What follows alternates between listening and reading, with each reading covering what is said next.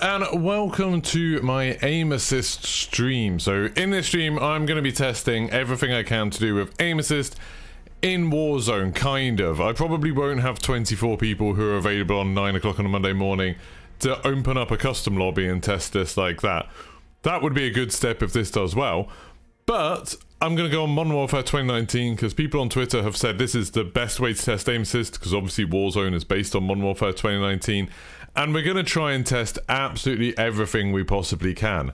Now, I'm coming at this, I want to do like the whole disclaimer bit out of the way at the beginning of this video so we can get out of the way. I'm coming at this from the opinion that Aim Assist probably isn't as strong, especially in a gunfight, as lots of people are making out. There's a recent Reddit thread that I was watching the video of and reading the other night, yesterday actually, where they were showing like people, someone standing still, and like I think they were strafing ever so slightly or like moving backwards slowly, and they had another player run past them. They had players jumping off things, and they were showing that the Aim Assist, without them touching the right stick at all, was kind of tracking that player, like literally tracking it. And all of the comments were like, this is insane, yeah, this is what I've been saying for ages, that on controller you literally don't have to aim, the computer aims for you. So you definitely shouldn't do it. And they made a big distinction between two different types of Aim Assist. There's Aim Assist that's kind of this slowdown Aim Assist, where, and I've seen I know Jackfrex did a video about this, where there's like a bubble around the opponent, and basically as you sort of like drag your controller stick and you sort of drag your view over the player, then while you're around that bubble it'll go slower. So it's almost like it reduces the sensitivity while you're aiming at that player. And the idea is that if you're making quick changes with an analog stick, obviously an analog stick is way less precise than a mouse. If you're making quick changes, then it'll make it easier to stay on target if your changes have less of an effect when you're sort of correctly on target. That's the idea. And I don't see many people complaining about that. Like, that's pretty normal. It's something that's definitely meant that people who are on controller can go up against people who are on mouse and keyboard and kind of hold their own. The thing that seems to cause issue for people is rotational aim assist. So this is something where if you've got your cursor on an enemy and the enemy then moves, you will sort of be turned to keep facing them. That's the thing that people have a problem with, because when you watch videos of it in action, it looks insane. Like, you know, you'll have someone jump past them and they'll be looking at that player, and then the aim assist will literally follow them vertically and horizontally and even turn you so your crosshairs stay on that character. Now, I've seen lots and lots of different arguments about how it works. Like in that thread, people were saying, this works in hip fire, this works in ADS, this works from 200 meters out, this works when you're up close. Basically saying that under 200 meters, controller players basically can't miss because the computer is doing all of the aim assist for them. Which I just don't think is true. As a controller player that misses a huge amount, I've definitely noticed lots and lots of times where it just hasn't worked out that well for me. Now, in terms of my history, and we'll talk about this just a tiny bit, I've been playing Call of Duty literally since the first Call of Duty. I've been sort of a serious fan since it began. That rhymes, and I didn't really intend for it to. And for the first Call of Duty, obviously I played at mouse and keyboard, because I don't even know if that had controller support. It would have been weird to play first-person shooters on a controller on a PC game back then. But I played that on a mouse keyboard. Then from Call of Duty 2 up until, I want to say, World War 2 probably, I played all of them on Xbox, and I played them with an Xbox controller. And then Black Ops 4 onwards, I mostly played them on PlayStation. And then with Warzone, I started playing that on PC, and I actually went back to keyboard and mouse while I was on PC. And then I switched to controller at some point last year. I just decided I didn't like it. Like, I was playing Warzone on my PlayStation downstairs when I was just, you know, off stream and just playing with my friends. And then I was playing with controller, then I had to switch to mouse and keyboard, and I felt like, okay, if I want to get good at this, I need to start learning the muscle memory and stuff like that, so I just want to stick to controller all the time. And back then, my thinking was, my personal opinion about it was that on mouse and keyboard I could aim a lot better, but on controller I could move a lot better, so I kind of remembered a bit more to move around while shooting. I was much better in vehicles, you know, helicopters and things like that. I found way easier on controller. So for me, it wasn't really about, I didn't even think of aim assist when I was doing it. and my stats didn't really change that much. Now, that was a long time ago though, so I can't show you my stats from then, but I can show you my stats overall, just because I know people will immediately say, oh, well, this is about good players, like, not bots. And that's fair enough. So let's be completely, like, as, what's the word? Open as I can be about this. This is my Warzone stats GG page, so wstats.gg. And you can see there my kill def of all time has been 1.18. Bear in mind, there was a long time when I was playing Warzone where I didn't, you know, I wasn't trying to get really good. I only learned how to slide cancel a few months ago. I was just messing around playing with my friends, looking for Easter eggs and stuff like that. So it's only recently I've taken it a bit more seriously of trying to win. 187 wins, which apparently puts me in the legend bracket, or master bracket, sorry, not quite legend yet. But apparently that's more than average, probably just I played a lot more. But 7.71%, all of these notice are diamond. So regardless, I know there'll be people saying like, oh, well, you're obviously a bot because all the streamers I watch have like a free kill def. And most of the streamers I play with have like a free kill def. But compared to the average player base, I'm obviously a bit above average. Like putting in a diamond thing, I can't remember what percentage that is. But that at least means I'm in the top half of players. And then, yeah, and then, oh, apparently I've got the 75th world record with Broken Machine and Benny. And then if you look at my last 100 games, which there, you know, my kill def's been slowly creeping up. I'm up to 1.29. My accuracy isn't too bad. You know, a third of my kills are headshot kills. Winning just over half of my gulag. Yesterday when I was playing, I was doing a little bit better again, 1.33. The day before that, 1.76. Also, the lobbies that I get into, if you want to go back and look at any of my gameplay, this is pretty standard when I'm playing with my friends, so like 0.8 is about the lowest I get normally. And then 1.33 was insanely high. Like, I'll zoom in a bit so you can see that a bit better. But 1.33 was quite high for me. I don't normally see lobbies that high. I normally see them about 1.2, but we had a 1.27 there. 1.32, yeah, we had some tough games over the last couple of days. Weekend, I guess. But those are the kind of lobbies I'm normally playing in. Sometimes when I'm playing with other streamers, for some reason, I seem to get much easier lobbies. But that's kind of how it works. By the way, when you see that in solos, my kill def is 0.4, that's because most of the time I've played solo, I've been doing spectating, so I just die at the beginning anyway. But anyway, so those are my stats. If that helps you, if that gives you a bit more like context of the sort of player I am, because I want to be as transparent as possible with this whole process. And that's part of the reason why I'm doing this with a stream rather than just doing it as an edited video. Because I kind of get the impression, I know there's lots of videos out there talking about how strong aim assist is. I know Expel's done one, he was talking to me on Twitter yesterday. I know JGod has one, I think Exclusive Ace has one, I think Jack has one. There's a bunch of people who have made these videos.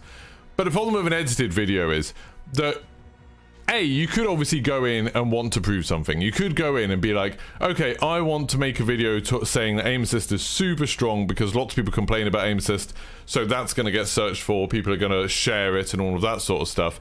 And you could edit the video to just show the times where it was super strong. That's definitely a thing you could do.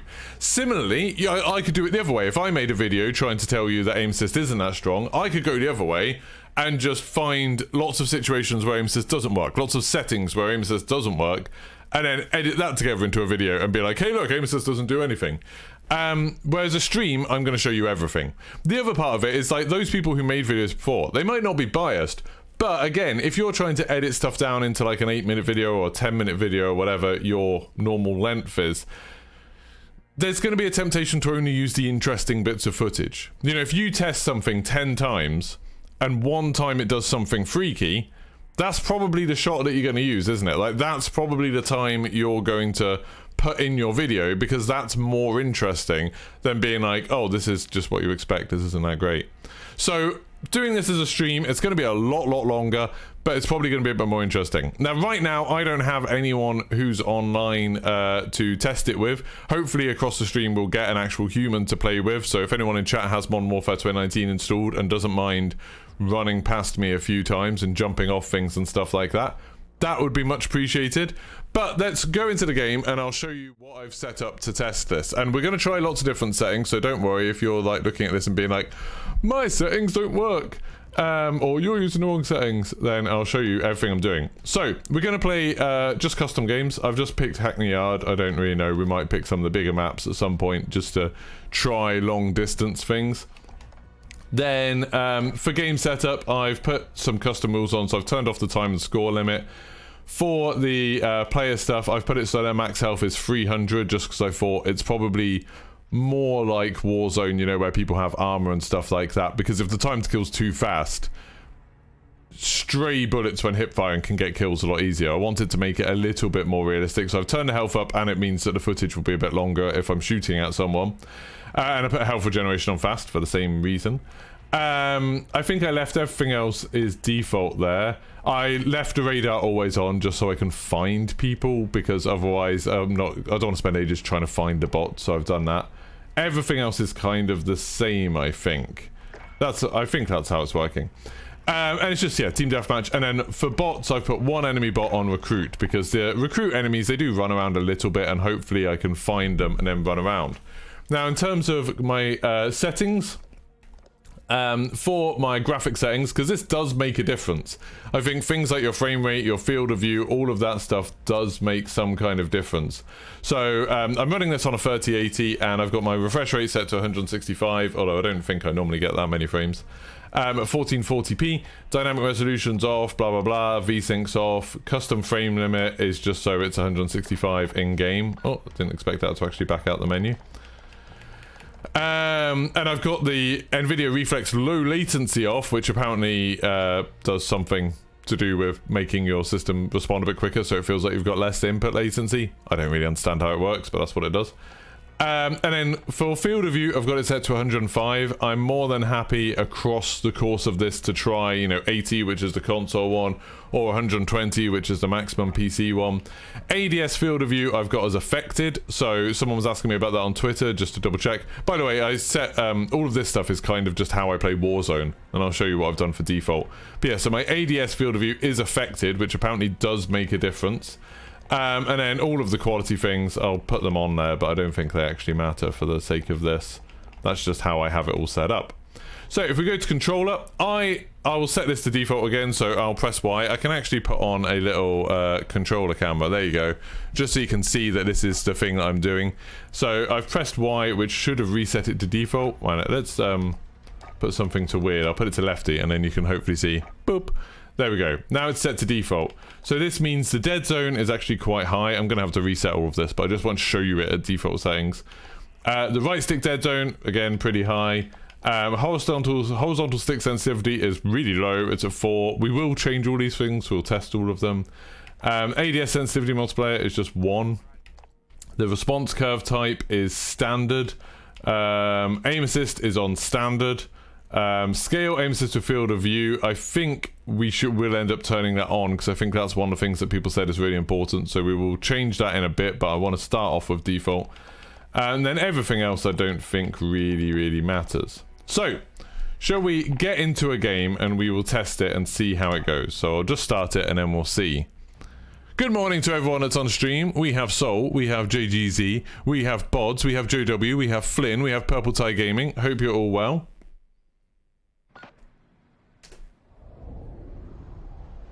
So, let's just put this up so it makes it. I think this is versus bots, default settings. Oh, my weapons, I'm just using an MP5 and a HDR with no attachments because I didn't want that to affect it. So let's go find the enemy, and I'm not going to. Right, I'll try and move my camera there. I'm going to try not to. Right, he's going to come out this door. So can you see that? It moves a little bit. Ooh. Ooh, that does, like, that hovers, can you see? It drags them around. That's the rotation there. So, if I move past it, it does break them. Oh, he actually shot me with a shotgun. I kind of wish he wasn't using a shotgun, because that's going to kill me. But there you go. So you can see there, that is the rotational aim assist that we're talking about. So if I aim it, if I am near him without touching the right stick, but I'm strafing, and I can show you what it looks like if I don't strafe, if I just stand still. Oh, he's going to kill me pretty quick. So I'm not touching anything now. See, and that didn't do anything. So there was no rotation there whatsoever, just because I wasn't moving. But if you're strafing... Where's he gone? Is he gone back in the building? No, there he is. Can you see there? There's a little bit of a twitch. It doesn't lock on from this range, but there's a bit of a twitch. And if I'm jumping, It's still, you could tell there's like the slightest rotation there, but not like, it's not locking onto him. So let's try now this time with ADSing. So I'll run past it, I'll go up to him and ADS. Again, I'll be strafing ever so slightly. Enemy at the center. Let's try it. Where is he? Ooh. It's weird holding my controller here in front of the camera. There you go, so holding on him, holding on him, holding on him, then it goes off. So can you see where it kind of ran it?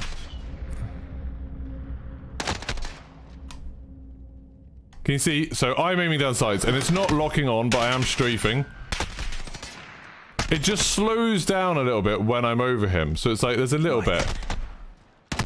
So if I come out here and shoot, see, it goes off.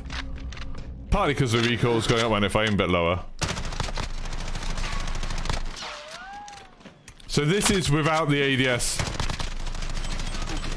relevance field of view thing. I'm just trying to do this without aiming. I think I did hit him then, but still. So, there we go. That's kind of how it works. Versus bots with default settings. This is everything default. And you can see there, like ADS, it doesn't seem to do that much at all. It's just a little bit of slowdown. Is he there? Yeah. Enemy at the center. It definitely does slow down, but it doesn't stick on him.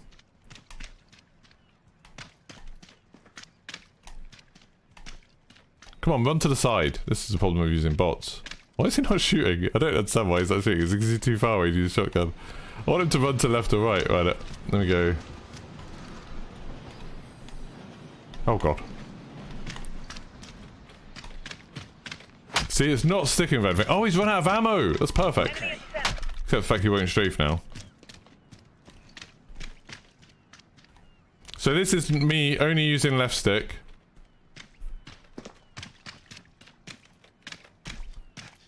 Oh, see, that turned me. That turned me as he ran past me. It didn't lock on, but it definitely turned me. And this is without one of the settings on that people have told me to put on. So it's not locking on, but it is turning me slightly. It does, like, have an effect there. Look at that. So you can see that.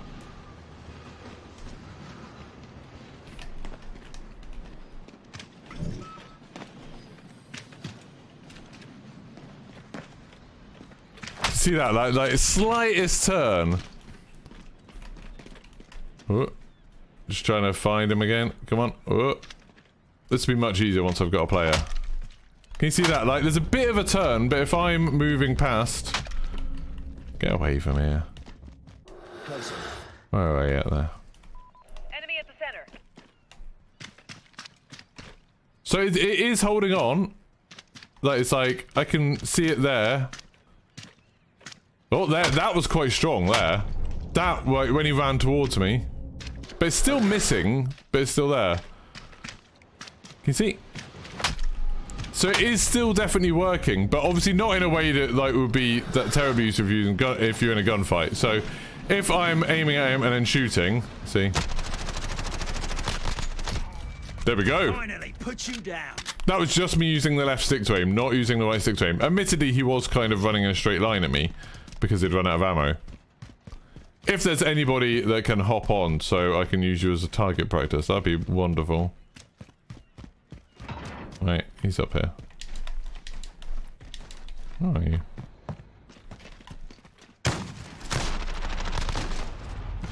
So it's like... It definitely does have an effect. It's like, you can't deny that it has an effect. A rotational aim assist is a thing. With completely default settings, default guns, I don't have, like, any attachments on.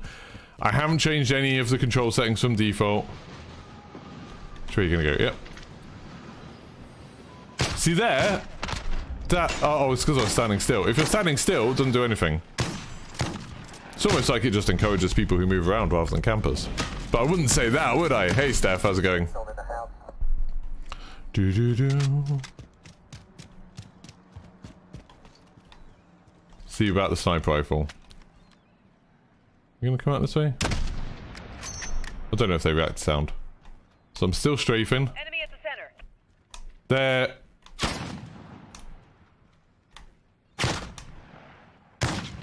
All right. It didn't, like, him crouching didn't have the slightest bit of effect on it. Like, it didn't move it down at all. See there, did you see how that dragged over? It dragged over a little bit. He can't hit me from this range. Well, he can hit me, but he can't kill me. So there, it's dragging it slightly. No, he's got... Well, let's put him out of his misery. Oh, no, maybe not. There we go. Okay, so is that fairly conclusive? That on the very, very, very default settings, if you haven't changed anything, it definitely does move your aim. It like follows them a little bit. But I would say not enough for it to be considered like, oh, aimbot, or not enough for it to be considered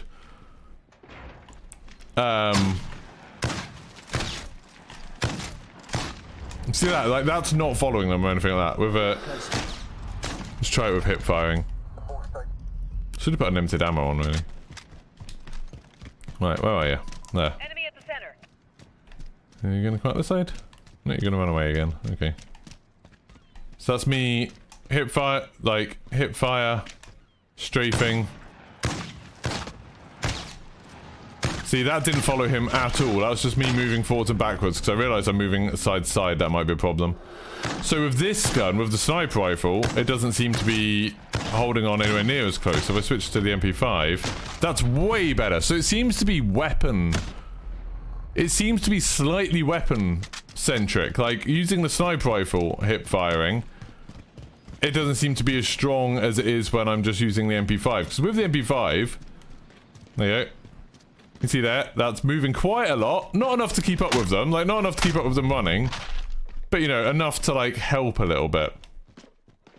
You can see that? That was quite a lot if I'm backing up and they're running at me. See that? It's dragging. It's not enough to keep up with anyone. But it's definitely enough where if I was, like... shooting there. I mean, that's with someone running straight at me, which is maybe the worst possible thing. I need somebody who can run across. You think with default settings, people mistake gunplay and stick drift for rotational aim assist? Maybe. So let's switch on... Oh, what have I done? Have I crashed the game? Are they like, no, we don't want you to test this. We don't want you to check it. I'm not really sure what's happened here. It feels like the game's crashed. Okay, well, we can set it up again, and I will just very, very quickly change this. So, what was it? What's it called? Aim assist.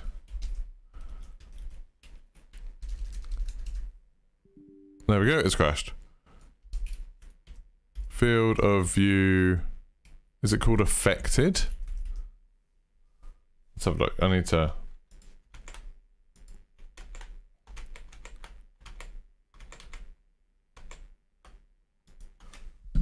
I need to possibly restart my computer because I can't actually get off the screen for Modern Warfare. Yeah, I'm gonna have to restart my computer. Cool. So let's do that and then see how it goes. Restart. That kind of sucks. But what do you think, chat? Was that kind of what you expected or not? Like, that was with absolutely everything default. I didn't put on the field of view affected thing, which people have said makes it stronger. So we'll see how that goes. I would say with that, with what was happening there, that wouldn't be terribly important in a gunfight. Like, if that person was running at me and if they were just strafing a bit, the aim couldn't keep up with them. Like, it wouldn't be enough to what I would say be an aim lock.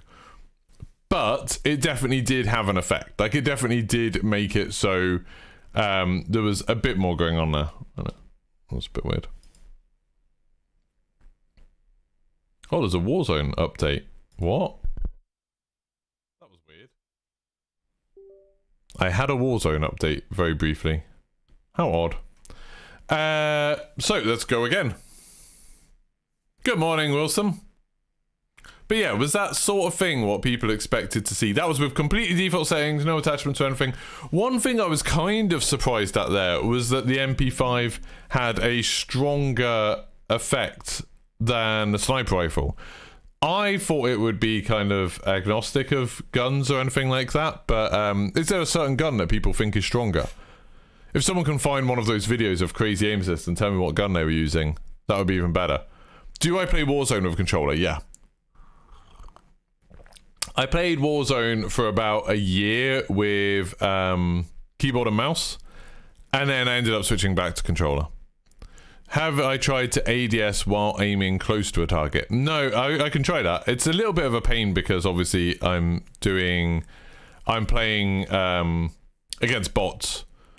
So like the way they move isn't predictable enough for me to be able to control everything. Why do I play Warzone with controller? So I spoke about this a lot at the beginning of the video, but just while it's restarting and we'll see if it was working. I switched back from keyboard and mouse to controller because I sometimes play Warzone on my PlayStation 5 and sometimes play it on PC. So if I'm sitting downstairs on the sofa, I'll play on my PlayStation. And then if I'm up here streaming, I'll play on my PC. And when I was playing keyboard and mouse, I found that, you know, obviously I have to be getting used to switching between controller and PC all the time. So I was like, well, screw it, I'll just use controller all the time because it's not practical for me to use a keyboard and mouse when I'm on the sofa. So I was like, okay, I'll just use controller all the time. And like I was saying earlier, for me, back then, like this was quite a while ago now, I was thinking, oh, I find it much easier to aim with a keyboard and mouse because aiming with a mouse is obviously quite easy. And then I found it much easier to move with a controller, especially like vehicles, like helicopters and stuff, I find way easier with a controller. But just general movement, I found a lot easier. And thinking about movement and moving during gunfights and stuff like that, I found much easier. Okay, this game isn't working now. You don't mind joining? Yeah, that would be good if I can get back in the game, although I'm not sure I can. Why is it not loading? Have I just broken the game? Okay, cool, dinosaur. I probably don't have you on my friends list. I'm not entirely sure what's happened here. Do I need to run the game in safe mode or something? Does this happen to anybody else?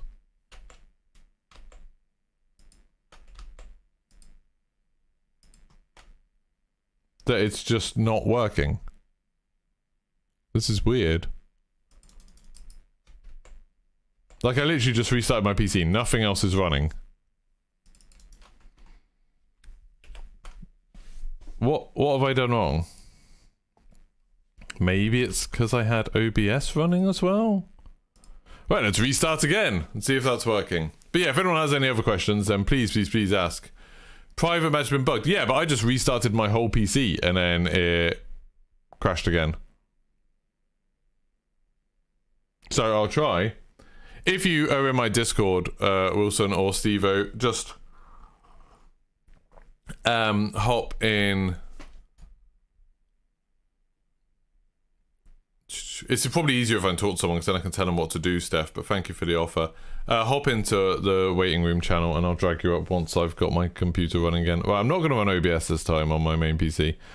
I can leave it without doing... I don't think I'm going to do a video about this. I'm just going to leave this VOD up.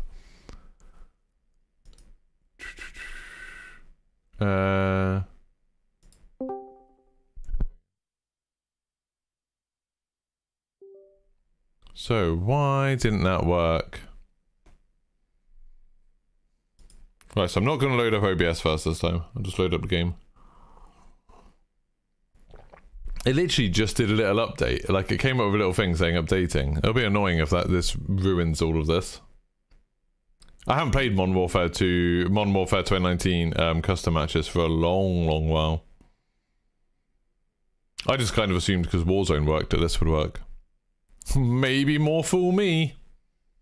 I had heard that they'd broken a lot of stuff Modern Warfare 2019 as they updated COD. Right, well I can get to the Warzone menu, so that's good. I didn't even get to the Modern Warfare 2019 menu, the multiplayer menu. As soon as I pressed multiplayer, it crashed before. Let's try this again.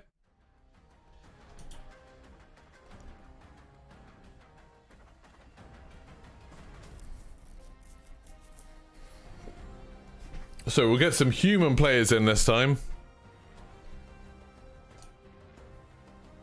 Yeah, I kicked like 2,000 people from the Discord. Because I decided I wanted it just to be a group of people who I knew and who were active there. I didn't like having a Discord of 2,000 people that I didn't really speak to. But now I'm opening up a bit more, so I'll get you an invite. I'm just gonna try and... There we go. Right, we're in the game. Do I not have a Discord command? I thought I did. Let's see if that works. No, maybe I don't have a Discord command anymore. Right, I'll find a link for you.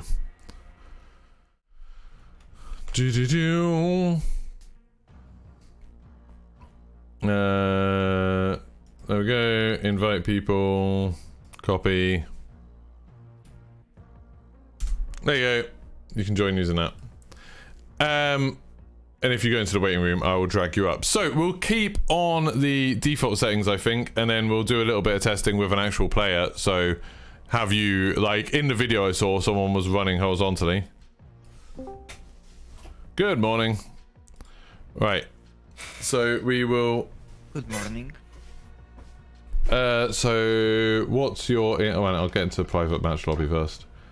And then what's your in-game thing? Or are you in the regiment or anything? I'll send it on the Okay.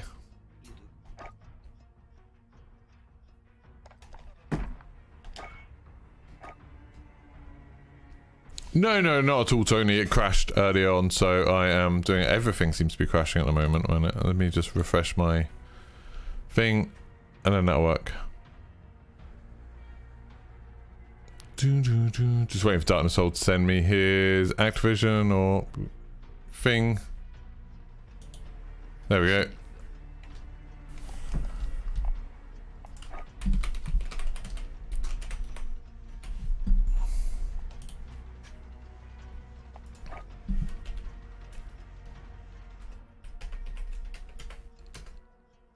There you go, set an invite.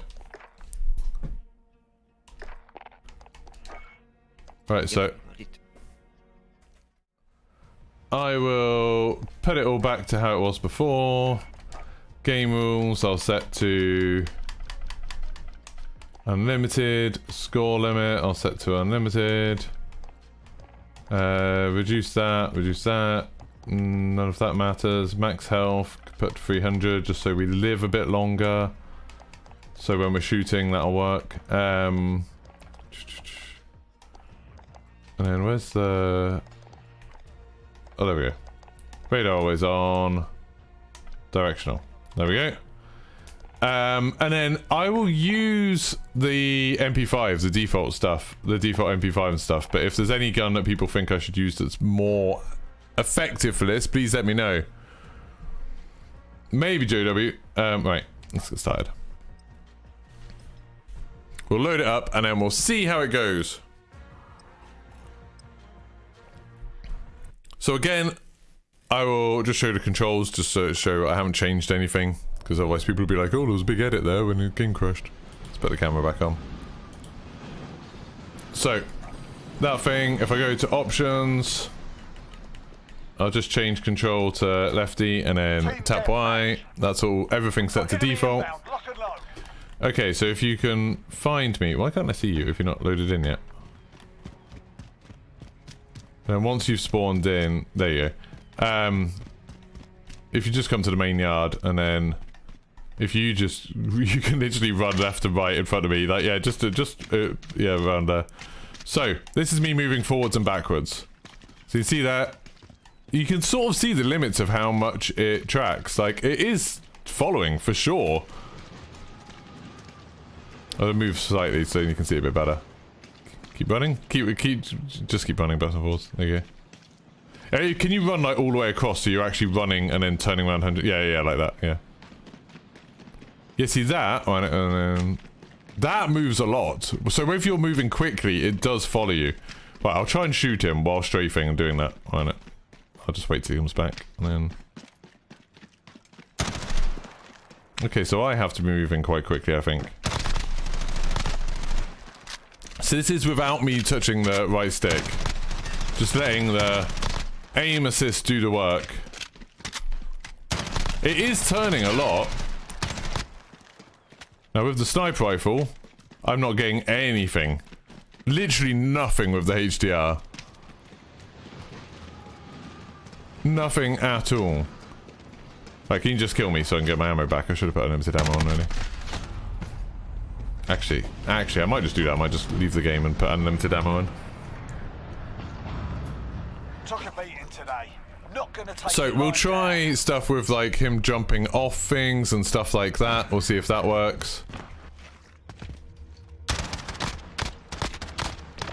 Ooh.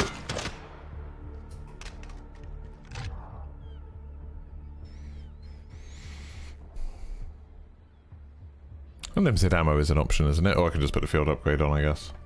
But that would be more tedious. Game setup, game rules, player, team, gameplay, spawn ammo mags. Is there not an unlimited ammo setting? I thought there was. I believe there's not. Oh, I can put field upgrade charge rate to like 10 times. And then just put ammo box on, that'll do.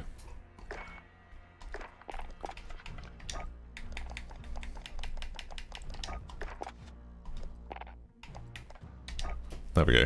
That'll be better.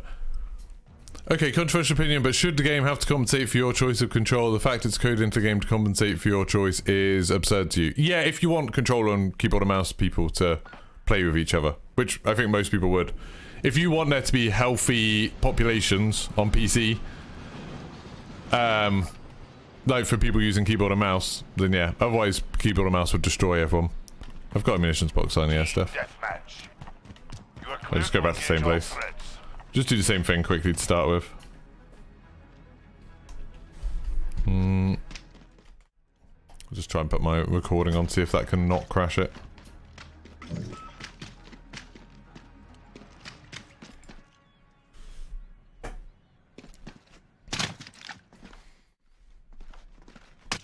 So again, this is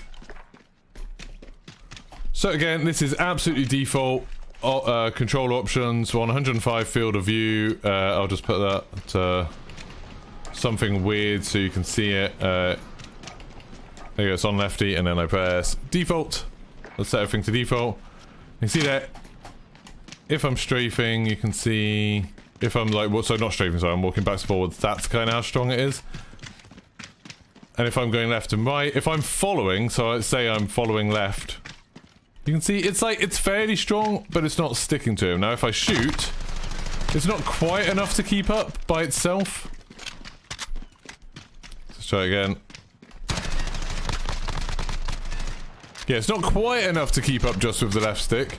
But if I was like here, that turns quite a lot. Like quite a lot. It's just not enough to kill someone. Like you have to aim. You have to do some aiming as well. And if I'm aiming down sights, see it follows a little bit. But quite a lot there. Like that followed a lot. So if you're like backing off and you're already kind of aiming in the right direction, it's just as soon as the other person starts moving quickly. Now, can you like do a few times like jump onto that red container and jump off, and I'll see. So with hip firing, see that sort of it followed it, but not enough to stick on them. That might maybe did. Okay, that didn't at all.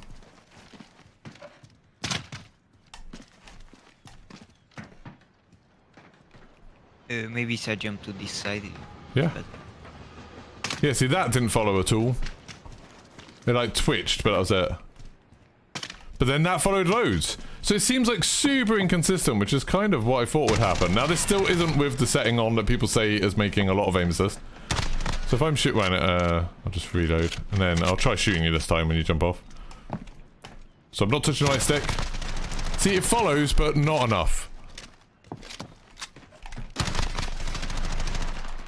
Okay, let's try it. I'll just put some ammo on. I'll try the setting and see what difference it makes. So the setting that people have told me makes a big difference is... If we go to options... so just to show you, aim response curve is on standard, aim assist is on standard, but scale assist with field of view. So I've got an 105 field of view. Let's see how different that is. So that's now on. Okay.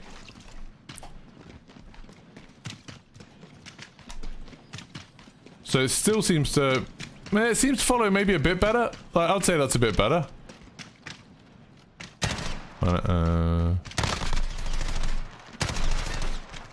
So it definitely does follow, but not like... It's not sticking on. I think this is like meant to be the best situation, isn't it? Like there, like... Darkness is running out. And just able to run past. What if you run straight past me? So just run. See that, like, that twitched round. That does twitch round. Whew. But just, again, not enough to be, like, not enough to kill you, but it does spin you around a little bit. What about if you're behind cover? Where's the wall? That wall's probably too thick, isn't it? Let's try this brick wall. So if I just aim at this post and you run out from behind that wall... Nothing. What about if I am aiming down sights? Nothing. Nothing. Nothing. I can't get it to work at all through this wall. Literally nothing. I'm not getting anything through that wall at all. What else could we do? What other things should it be? Well, I want to make it as strong as I can. Like, I want to see what makes it the strongest. You got any ideas, Darkness? Not really. Because this is, like... It is, like, it definitely does move my aim. Through doors or something? Oh, yeah, through doors. That's a good idea. So there's double doors, don't there? Oh, no, single door. I'll do. Yeah, there are. Oh, the double doors inside. It's across Those ones. Yeah, yeah. So... Well, if we shut them both, yeah, then you just run past them. No, not getting anything. No, that didn't track even when you burst through the door then, ran it. Okay, burst through the door now. It went a little while after you went. Nothing? Like, absolutely nothing. Yeah, the field of view scale isn't on console. Yeah, because there's no field of view slider.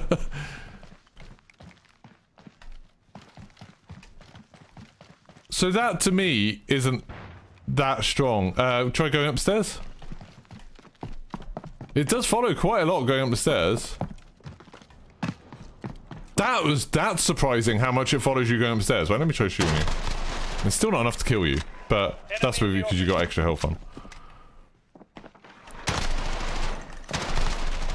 Like, you do have to aim.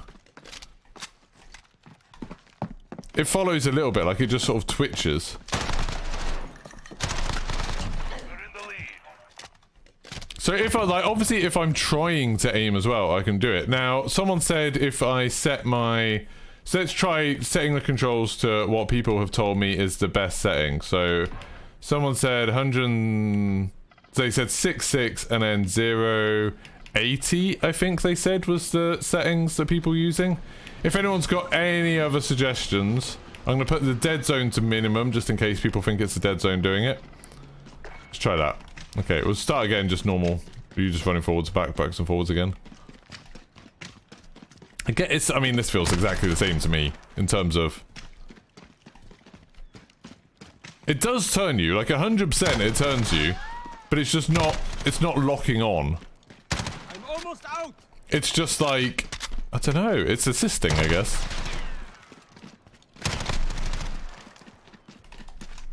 What controller am I using? This is the Xbox Elite V2.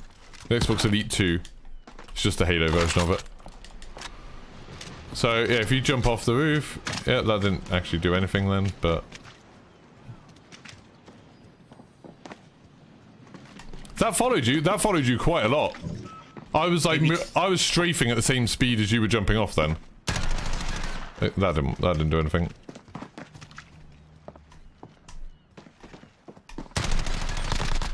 Someone's saying, if you are using scuff, then it's more aim assist. Why would it be? What about the scuff would make it more aim assist? So, go on. It's still not enough to follow. Right, now, let me try. Someone said try sniping. So you just keep running the place you were before. I'll just get as far away as I can. I'll get out. I'll get up in this window. So, right, there. Oh, no, no, go back to where you were. Go back to where, like, over there. Yeah. I'm strafing still. Oh, it moved a tiny bit. Like, hardly any, though. And then try doing the jumping off the thing that you were before. See how much vertical. I don't know what that is. And that's like nothing. Right, I'll try and aim where you jump.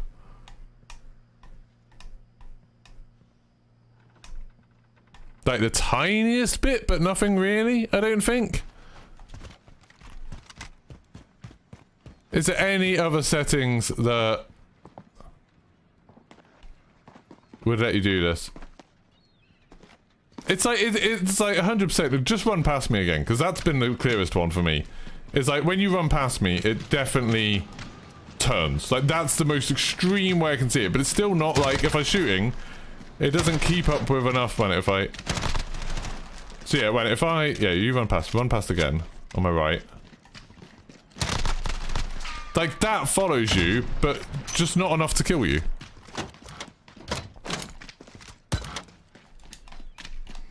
So, like, I went into this with the, like, with the thing that people had said, oh, aim assist is just, like, soft lock. You don't have to aim at all. Like, that was weird. Like, when you're just wiggling back and forwards in front of me then, it does, like, it follows you. But it just doesn't follow you fast enough.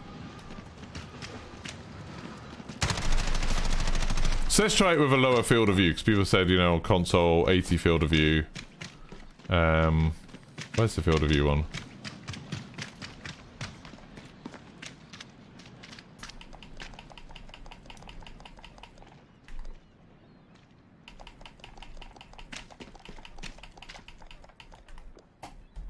Where's the field of view?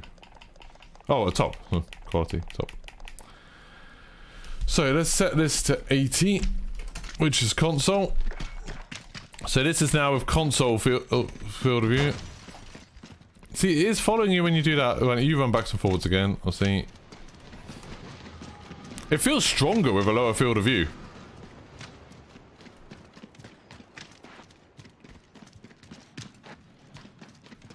Not like dramatically, it's still not good enough. Run past me.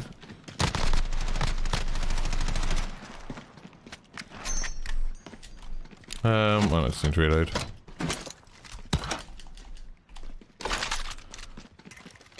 So if I'm moving very slowly and you run past me. So that's about the best case scenario. That's the strongest I can make the aim assist. And you've seen when we've been jumping, when you've been jumping off stuff, that the, just go back to jumping off that crate. So very occasionally you can make it work. Like very occasionally you can make it so it looks ridiculous. Man, if I stand here, that'll probably be the worst. And then the ones where, like, when you see those videos of how crazy it is, how many times do you think they did this and then picked the one where it was the craziest? Like there. Yeah, that makes sense, Melee Beast. I'm just saying it's funny because people obviously complain about field of view being a big disadvantage, and it's like, if you're also complaining about aim assist, seems to be the opposite, but it's not, I mean, it's not enough. I'd much rather have a higher field of view. But I just don't think, like, this is still not enough to, like, it's not aiming for you at all when I aim down sights. This is me with the dead silence on. Oh, that's kind of interesting. It doesn't... Yeah, it doesn't seem to affect it at all. If you're aiming down sights, it affects it much, much less. Like, the aim assist is way weaker if you've got if you're aiming down sights. See, that's interesting. I didn't touch it at all though, but just climb up there again. So climb up this side of that. Oh. That's interesting. So that followed you all the way from when you climbed up. Like, that followed you all the way up. Let me just stand there and then I'll go back. Oh. Okay, now climb up. That did follow you all the way up there, but just again, like, if you're playing normally, not enough to shoot. When you start your climbing animation, I'll start shooting and see if you can get away from it. Right, so go back down. Go back down. I wasn't aiming right. Right, wait a second, and go on then now. As soon as you start shooting, it breaks. It doesn't work. So it sort of follows. But, like, obviously, like, think about how mild that, effect is. Like, how small the movements are that it's doing for me. And then, compared to me actually aiming... So if I'm aiming, just try climbing up there. Like, that's me making much, much bigger differences. Like, much bigger changes. Like, the aim assist... I don't really see how much the aim assist is helping there. Again, if people in chat have an idea of a way I can fix this. So at the moment, we've got... I've got all of these things on. When the text on is wrong now. So this is with... The field of view being at 80, it's with... I don't know what other options I can do. So field of view is at 80 there. The dead zone is at 0. The sensitivity is at 6. ADS sensitivity is at 0.8. Aim response curve is standard. I could try to put down dynamic, but that shouldn't actually matter because it just affects your sticks, doesn't it? It doesn't actually affect aim assist. Scale aim assist to a field of view is turned on. Aim assist is on standard, which apparently is a thing. I think the video I put in yesterday on Twitter, it might have been on focusing, because it said it was new to analog gaming, so I thought it'd be stronger. Let's try that. Let's just see if it's any stronger with focusing on. Okay, run past me again. Okay, no, that seems way less. Oh, no, it's still there, but... Someone said there's no rotational aim assist when you've got focusing on, but there definitely is. It's just way, way, way weaker. There it worked. It seems like much, much less reliable. There you go. So it only works when you're going... What? It only works when you run from my right to my left with focusing on. Oh no, there it worked. That was weird. There you go. Now it's not working. Okay, cool. So focusing on, it just doesn't work as well. Let's go backwards. Not working. Not working. Now it's not doing anything. Like, nothing at all. Right, let's try the other one, which is precision. Okay, try running past me now. Nothing. Oh, there's quite a lot of rotation on that one as well. People said there was no rotational aim assist on these settings, but there definitely is. Like 100% there is. It's just really, really, like, inconsistent. Like now it's not doing anything. But there it did. Oh, yep. That's I saw it on the radar. Yeah, that is super weird. Oh, I'll put it back on standard.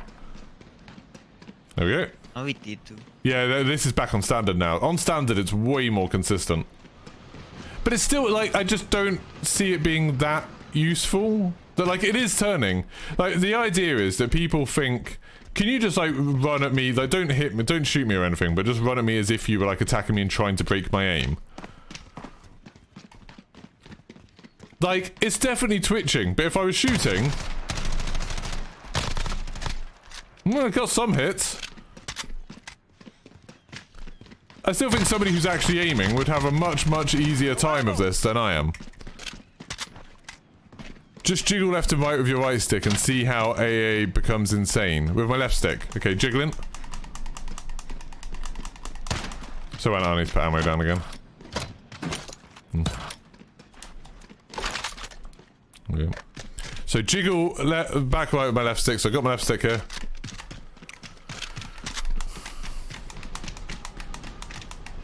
So and then shooting. Where's the insane aim assist, Lowy? Tell me if there's any. Like literally, I want you to tell me how to make this super strong. That worked when you're standing there. As soon as you shoot, it breaks it. It doesn't always. It doesn't always break it, but like sometimes it does. Again, it's just kind of inconsistent, which is kind of what I was expecting.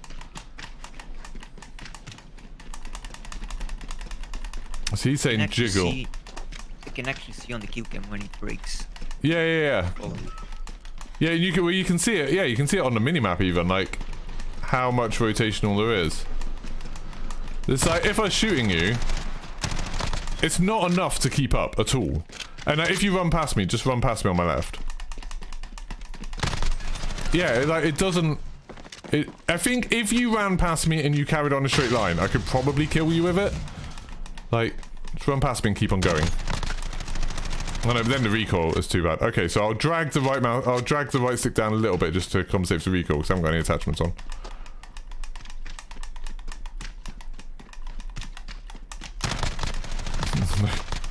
No ammo. No, it's not. It's, I think by the time you get too far away, by the time it gets thing, that is the Halo controller. Yeah, we've tried. Yeah, like. It definitely, it's like there, it does seem to help. Like the best situation I can see for aim assist is if someone runs past you from behind you.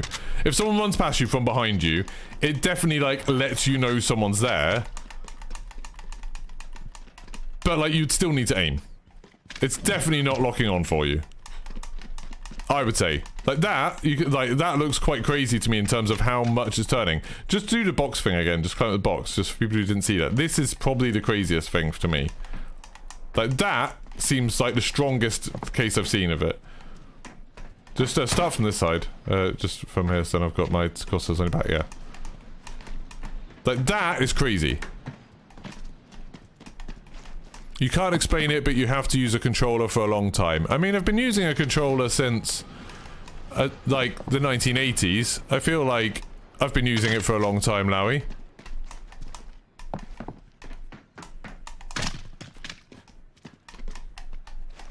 I've been, like I was saying earlier, I've been using a controller for Call of Duty since Call of Duty 2, which is, you know, the first. Well, no, actually, probably Big Red 1 and United Offensive had it, but I didn't play those. I played Call of Duty 1 on PC. But yeah, I think like I don't think it's. I haven't been using controller long enough to notice. I think it's much more.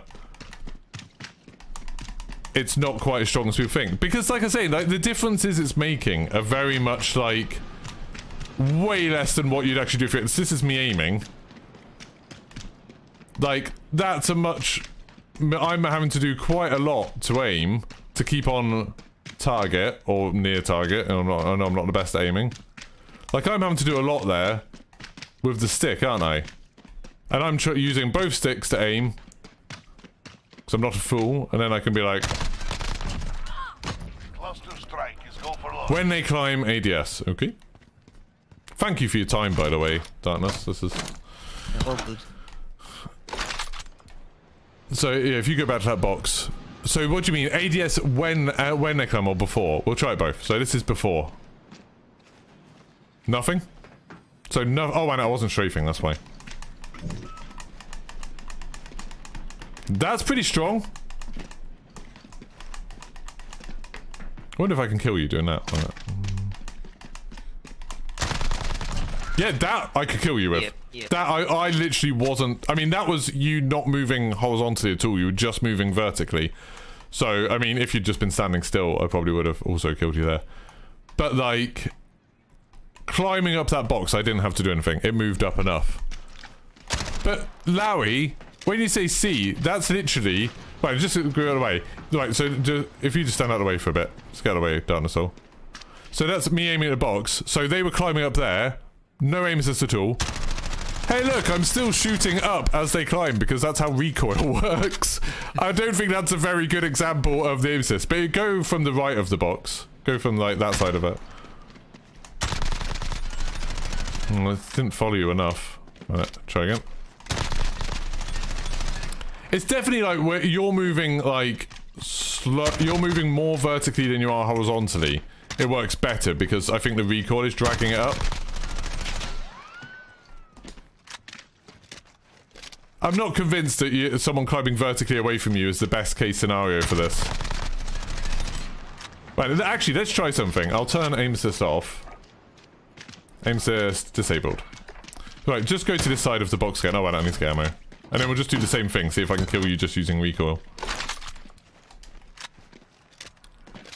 Just stand back there. Right, 3, 2, 1, go. Oh no, it's not enough. The aim assist does help you to kill that, get that kill. I can shoot you a little bit with it. Yeah, it helps just enough that if you were aiming... So if you're aiming and someone climbs on a box right in front of you, the aim assist is definitely enough to kill someone then. Like, it's definitely doing something. It's definitely following you. It's just, if a player's playing normally, I don't think it would be enough to kill someone. Yeah, with aim assist I can feel more bullets hitting. Yeah. For sure. One clip, people were going nuts about Twitter. Had someone drop vertically across their vision. It pulled to the floor. Okay, where's a high place here? You can climb up here. So if you stand... Yeah, you can stand there. Yeah, and then go on. It didn't go to the floor. I like went above them. Let's try it just with... Okay. Yeah, I literally... I follow them to there.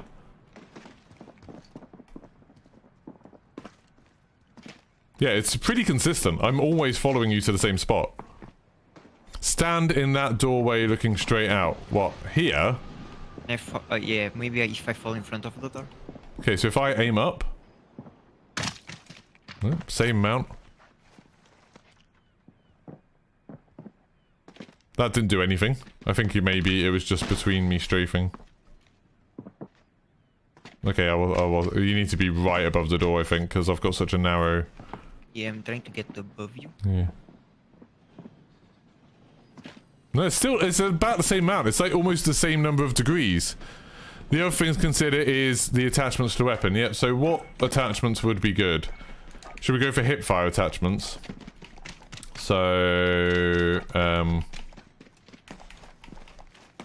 laser. Why is it all the way down now? That's weird. So hip fire accuracy. Is there any other hip fire accuracy things? That one. This side is a bit higher. Just checking there's nothing else that adds any hip fire accuracy at all. Okay, these two. This side's a bit higher. Where? Behind you. Let me just get underneath you. Right, go on. It's almost exactly the same amount. Right, I'll try aiming a little bit lower this time.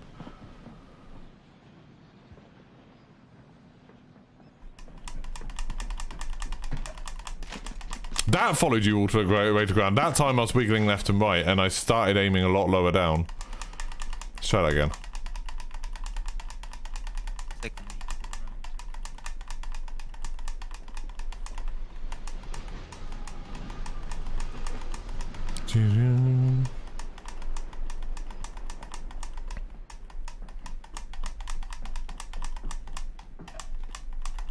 Yeah, that followed you all the way around. Let's see if I can shoot you, actually. Do it one more time.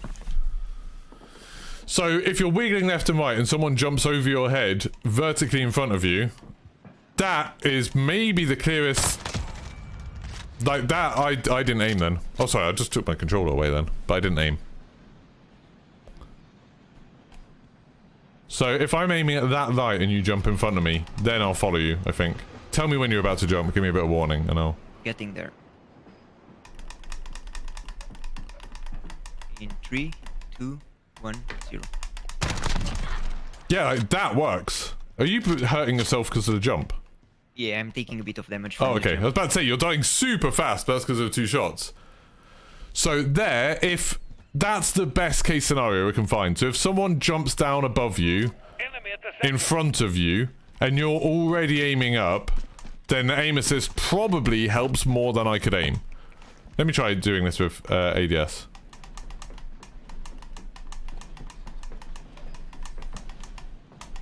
Three, 2, 1. Yeah, aim assist literally ended up on your head. Like, I was aiming up high, and then it followed you to the point where, when it broke, I was aiming at your head. Like, this is, like, the perfect aim assist thing. Go on. 3, 2, 1. I think I was slightly off to the right then. So it doesn't actually, like, it doesn't lock onto you as in super close. I was, like, just over your right shoulder then. It's insane you're telling me. But how often does this situation happen? That you're already aiming up and someone jumps off? I mean, I might use this if people jump off a cliff in front of me, maybe. I may fall shorter now because I'm not gonna jump, I'm just okay. Falling down. Yeah, like there, like literally, the aim assist dragged my aim down to your head then. That's by far the best we've managed to get it. So in this situation, try jumping, but like at an angle, maybe. And I'll be somewhere where it's not perfect. So if you can jump, when you get up there, I'll show you where to jump.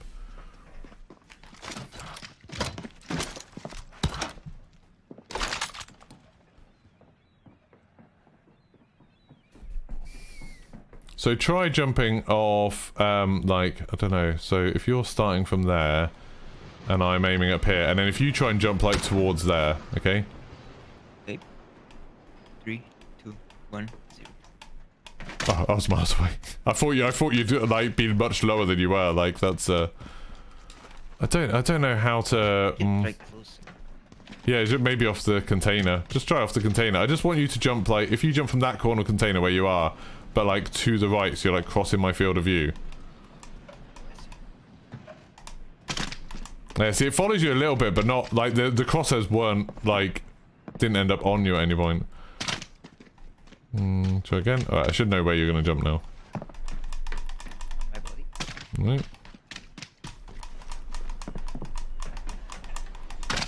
See, that time it followed you. That's definitely the strongest, is if someone drops in front of you. That's much, much, much stronger. I mean, GGZ, I'm trying my best to find the situation where it works. But I feel like a normal gameplay situation, I just don't think aim assist is that good. Like, it's definitely helpful, and I think it's helpful, like, that it does something. Like, I think it does make it so it's a bit more balanced between controller mouse and... See, that's pretty crazy. If you're running around, like, literally backs and forwards in front of me... No, it's still not actually following you enough to kill you. But it's definitely, like, that's definitely... Keep doing that. Just keep doing that. That was good. So, that... I'm not touching the... Sorry, I'm not showing the camera. That's, like, it's not enough to kill someone, but it's definitely doing something. But the problem is, you're not, like... Because it's not enough to kill, you still have to make corrections. So it's like... But you still have to aim. You're still having to control the recoil. So just do that again. I'll actually try and aim. Like, it's almost like I'm possibly overcompensating because of it. Oh, if I just turn it off.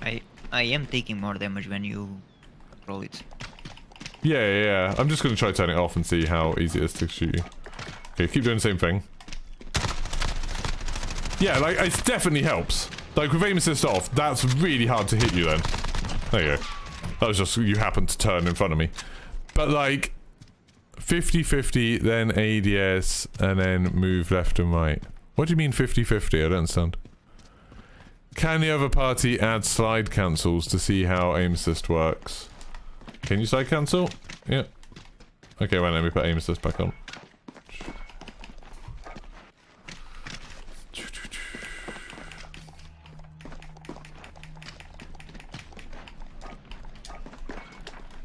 Okay, so try slide cancel in front of me. Yeah, it doesn't really follow you. It does the same thing where it's like it like moves probably 5-10 degrees. If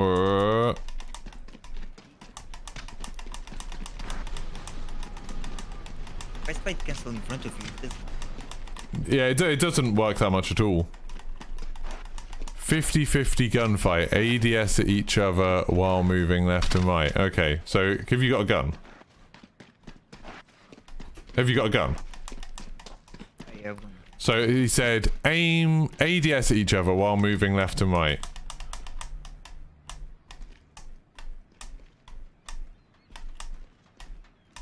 So if you're already on them and you try to use the left stick to aim, it does. So this is me trying my best with the left stick. So that's what it looks like with... This is with aim assist on. So it's like... Sometimes does it. Right, now let's try it and I'll just turn it off. Right, so I've just turned aim assist off. Yeah, like it's definitely... I would say it's definitely easier with aim assist on. But again, this is without me aiming. This is with me just using the left stick. To be fair, we do move slowly when we aim. So Yeah. it's easier for the aim assist to... Yeah, I mean, there's not going to be many fights where two people are standing there doing that.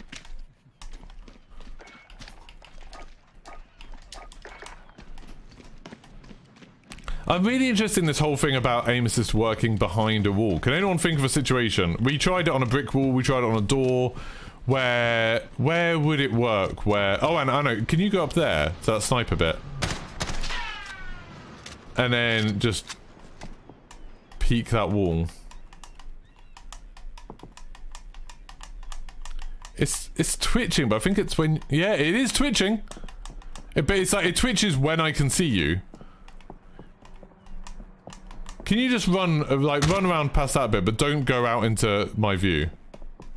Oh, okay. No, it's not twitching at all. So it is literally just when I can see you. When I can see you, it does something. So I'm aiming at the wall, and when you sprint out, it chases you.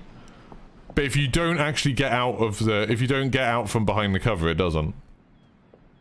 It's almost like it tries to catch up. It's really weird.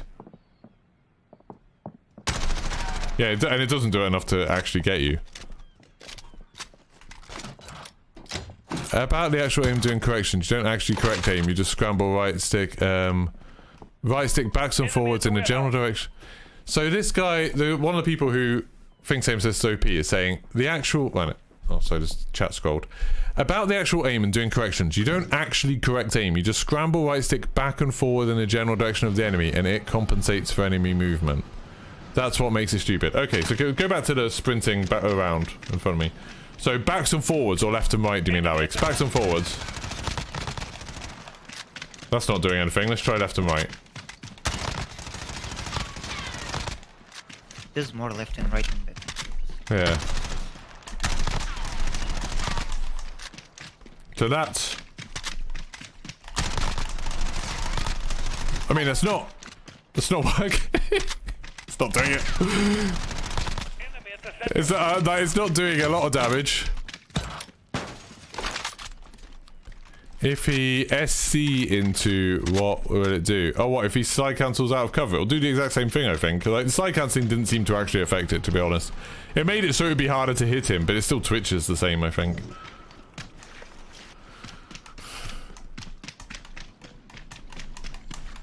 Yeah, it doesn't, like, keep up at all. Enemy at the center. Aim assist is OP, I'm on control and I get pulled every time an enemy passes me. It's most noticeable when you encounter two enemies, try to focus on one, but AA pulls over. Oh yeah, like, I mean, Bearjacks, I'm not debating whether or not rotational aim assist exists. Like, look at this, it's like clearly it's existing. I'm arguing about how OP it is, because if you're not aiming, that's obviously not helping. And if you're doing what that guy was saying, Lowry was saying about just spraying, it's not helping. I'm almost out. Like, I don't know, maybe it is helping a little bit, but it's not, like, broken. It's like, you can notice it for sure, but I don't think it's... Like, it's not aiming for you, is what I'm saying. Why? But what situation would you say it's super broken in Bearjacks? The times we've seen, I would say it's super broken, is when he jumped from up there, and I was already aiming there, then it's super broken, because I literally end up aiming at his head. If he jumped from there and did it, it didn't work, for whatever reason, like, it didn't do anything. Well, it did do something, it just wasn't that strong. So if he jumps from there, and then... Oh no, see, that followed, but it didn't follow him actually on his body, it just followed near it. So if you, I mean, I don't know, it can go more than 10, that's probably more than 10 degrees. If you already know someone's about to jump over you, and you've already got lined up, like, horizontally, try and aim for, like, there, if you can. Like, if you already know exactly where they're gonna jump, then it's like, it definitely helps. But I think that's a very niche situation. And I can imagine them, like, tuning it so that sort of stuff doesn't happen. But I can't imagine how many times I'm going to be standing here and someone's going to jump off and I know the exact angle they're going to jump off already. And I'm already pre-aiming a sort of 45-degree point, like, in the sky. And then I follow them down. That's by far the clearest example I've seen where it's super strong. Like here, that is definitely tracking him. That's tracking quite a lot. But if I try shooting... That's nowhere near enough. And if I'm aiming, then obviously I'm in control of the right stick anyway. So, Keep doing that, actually. That's super interesting. So let's see how well I can track it. This is with me aiming as well. And then I'll turn aim assist off. I'll do it with me aiming. And it's like, this is definitely harder. Like, 100% it's harder. Aim assist definitely helps you do this. Bear in mind, these aren't actually my controller settings. I'm just using what people told me it would be strongest in. With the ADS sensitivity, but it's a bit higher than what I use. But still, it's like it definitely helps there. 100% it helps. But it's not locking on. AA is an OP. It definitely makes controller a little superior to keyboard and mouse. Without AA, keyboard and mouse would for sure be stronger than controller. Yeah, I mean, Infinity Ward addressed this, didn't they? Like, Infinity Ward said that, like, the problem with the aim assist is, from their point of view, without it, keyboard and mouse players have a massive advantage. Like, it's much easier to aim with keyboard and mouse than it is with controller, you know, because you've just got way more precision with a mouse, haven't you? Like, you've got a much, much easier time of lining up your crosshairs, because you can make very, very tiny movements with a mouse, or you can make huge movements with a mouse. Much, much easier than you can make the difference between, you know, it's a difference between, what, like, like, if I hold the control up, the difference between, like, one angle or, like, 30 degrees, 1 degree or 30 degrees on a control stick.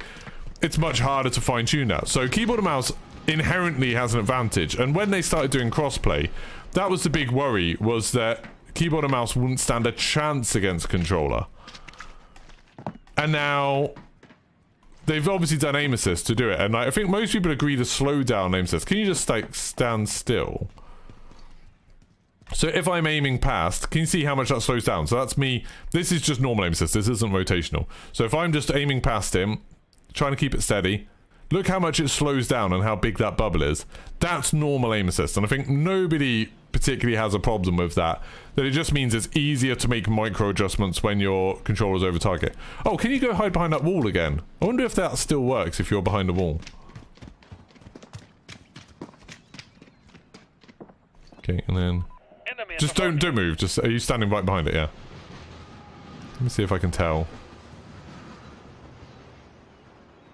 No, it doesn't work at all if you're behind the wall. It's not making any difference at all. That's interesting. And yeah, so, like, that's fine. But the rotational aim assist is the thing that people complain about. But I've seen it described in these Reddit things as in it's, like, it just makes it so control players don't have to aim. You know, it's a soft aim bot is how it was described in that Reddit thread. But it just doesn't work like that. It's like, it definitely moves your camera to keep up with them. 100%. It makes it easier to keep up with. It makes it easier to track someone. And I would, the thing, going back to what I was saying, I just realized I lost the thread. With Infinity Ward, what they were saying is, keyboard and mouse would be massively advantaged over control without aim assist. With aim assist on, highly skilled keyboard and mouse players are still better, but normal keyboard and mouse players are worse. Like, they're disadvantaged. So basically, it's got to this stage where if you're a keyboard and mouse player, unless you're, like, in that top echelon, you know, probably top 5% of players, you're probably going to have a harder time aiming than most controller players. So it's like, it means that the skill gap on controller is smaller than it is on keyboard and mouse. That, like, an average controller player can probably do better at aiming against, like, an average keyboard and mouse player. And, like, I don't know, I don't know what the solution would be to, I don't know what the solution would be to that. Is there a way to just turn off rotational aim assist? Can you go back to doing that thing where you're jumping between the containers? If I put it on, so I'm putting on precision because that I think gets rid of the rotational.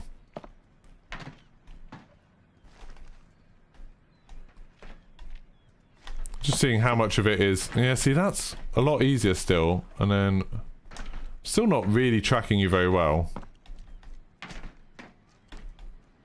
And then I'll put on rotation again. Okay, good now. Like, that's definitely... I'd say it's definitely easier with standard on. If someone's jumping over a thing, that is definitely easier to track you. Now do going from hip to ADS as they're climbing from left to right. Okay, so climb up that box and then I'll... Like, seems quite similar. Right, no, climb from this side, so climb from, like, over here. It's not enough to keep up without aiming, without correcting it. No, it's good, Philippa Kitten. I'm enjoying all of the suggestions. It's just funny how specific that was. Right, and go again. So now aim just as you're... See, it's not enough to keep up with. Like, this is my argument, really, is... The aim assist is not strong enough to keep up with a normal player, and it's not strong enough to get rid of your need for aiming. Like, if I'm... That's me actually trying to aim and doing it. Now, I'll try that same thing if I turn aim assist off. Okay, and we'll try the same thing, see whether I can still do that.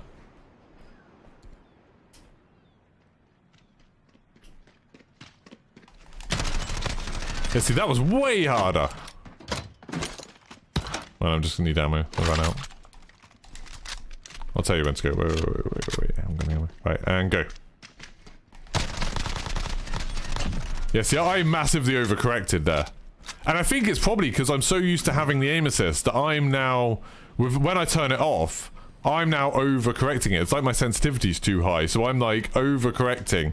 Shooting past them, whereas normally it would slow down. I'm like, what? What about peeking a corner and he tries to break your camera?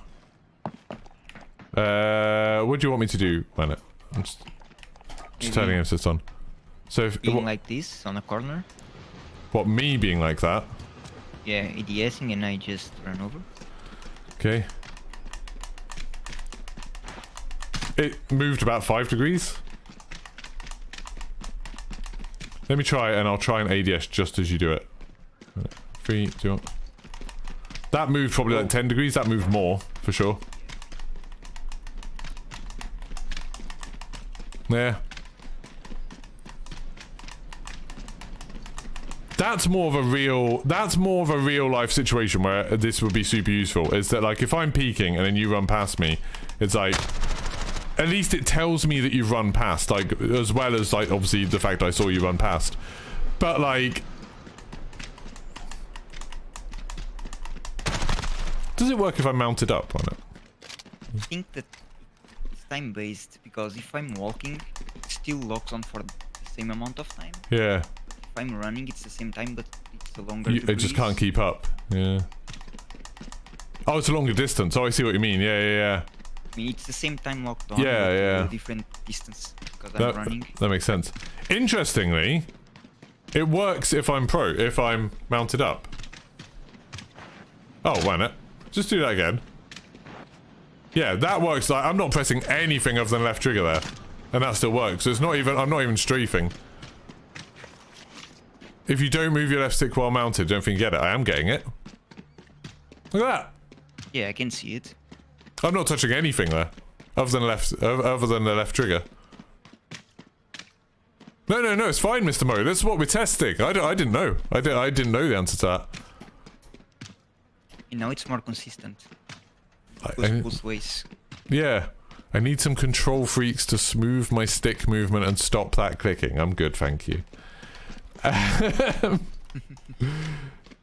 dear. What res is the stream? 1080p 60. And I haven't dropped any frames, so that should be what's available. Yeah, like... I don't know, what else do people want to try? Oh, if you slide around the corner. I'll aim down a bit so I can see you slide. Yeah, it still follows if you slide. Not enough to shoot it when I'll try shooting you this time. No, like...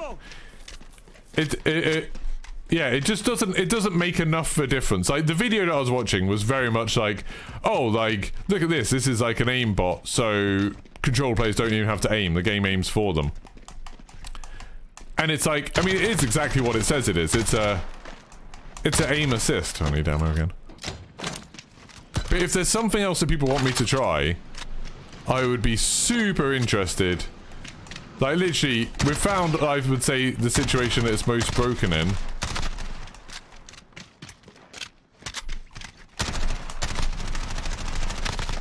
No, we'll see, the aim assist thing of, like, when people don't use aim assist.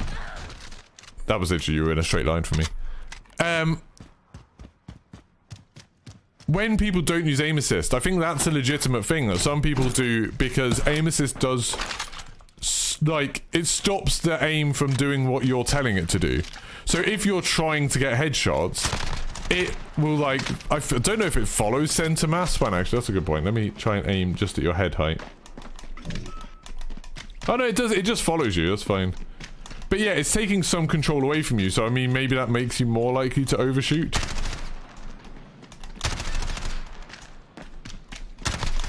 Yeah, it doesn't keep up. Your head's not in the crosshairs for long enough. What if someone peeks a door so you get aim assist through the little gap? I mean, okay. You can go through there and then just peek. Oh, and it's that side, so. Can you just be in the peaky bit? There's a tiny bit, yeah.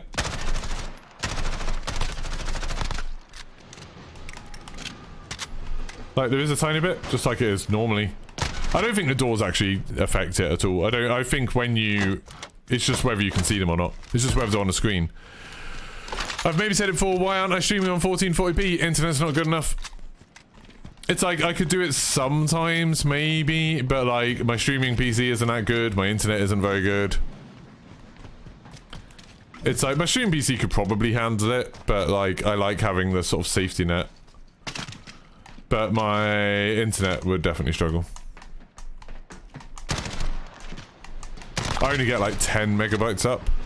And obviously when you've got other things going on, like say my wife might be doing something on her computer, and then I might be like, some games obviously use more stuff, like Discord uses some. It's hard to keep a consistent high bitrate. I'd much rather have a higher bitrate at 1080p rather than a lower bitrate at 1440p, if that makes sense. Use keyboard and mouse, only tried controller recently, play of squad on consoles, can't hit anything. I mean, that's the biggest thing, which I think some of the people who talk about how powerful this is are a bit disingenuous, but I see it a lot where people say, try it without aim assist, and then you'll see you can't do anything. And it's like, but yeah, but that's because you're massively changing the way that the controller behaves. Like, any muscle memory you've got for aiming, you're suddenly, like, you've lost that, you've got to relearn it. Like, it'd be like, oh, try that aim assist for a year, and then maybe, like, you'll see how good you are. But, like, that's not massively helpful. Like, if you suddenly switch to no aim assist, that's like saying, oh, you know, just suddenly, like, put your sensitivity up to 10. And it's like, that's gonna suddenly be a lot harder, because now your thumbs aren't, like, keeping up, and that's harder than it would be when it was 6.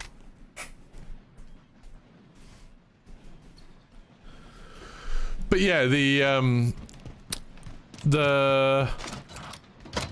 I don't know, like, is there anything else people want me to try? Is there anything else that people think a setting that I should try, or a situation?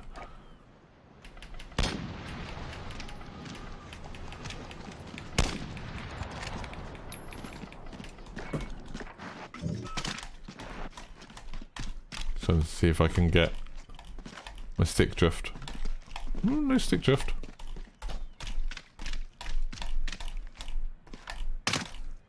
That's weird. Why did I go that way? It bounces. Bunny hopping. Okay. There is like, there's a bit of the vertical, to be honest. Vertical seems stronger than the horizontal. From what I can tell, the vertical, I think it's because obviously your vertical movement is a lot less than your horizontal movement. Okay, that didn't follow you at all. Like, try jumping past me. Yeah, see, that follows quite a lot.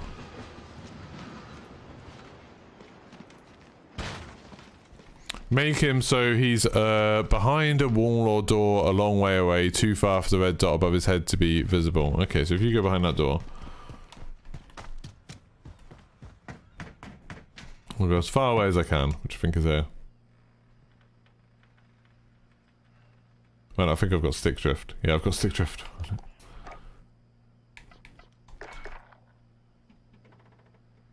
Stick drift should help a bit. The red dot's still appearing. I can't get far enough away. I'm not getting anything here. If I'm aiming down sights... Oh, a little bit. It's got that slow down, I think. I don't know. If you're standing still, it's not doing anything. Yeah, I am. Yeah. Yeah, like that. Oh, then there's a little bit. It's like aiming... It's focusing on your head a little bit more then. If I slightly move it, blocks better. But then... Oh, well, I'll try a sniper rifle.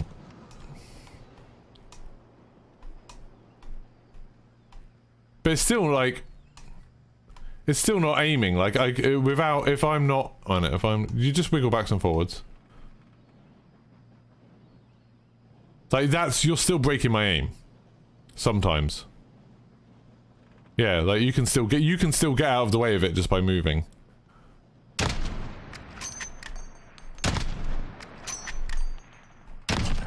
But then I did just hit you 3 times in a row without touching the right stick. Spam ADS in and out while doing the climbing thing. Okay. So I feel like I just rolled my eyes down. I didn't mean to. I just feel like we go back thing. So can we go back to the climbing? Up here.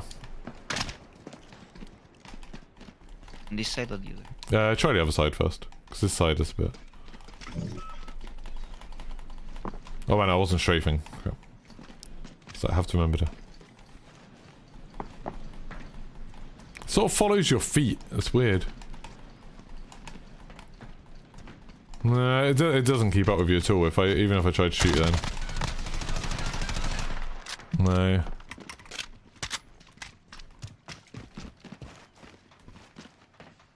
Well, I'll try doing it if I'm looking right at you.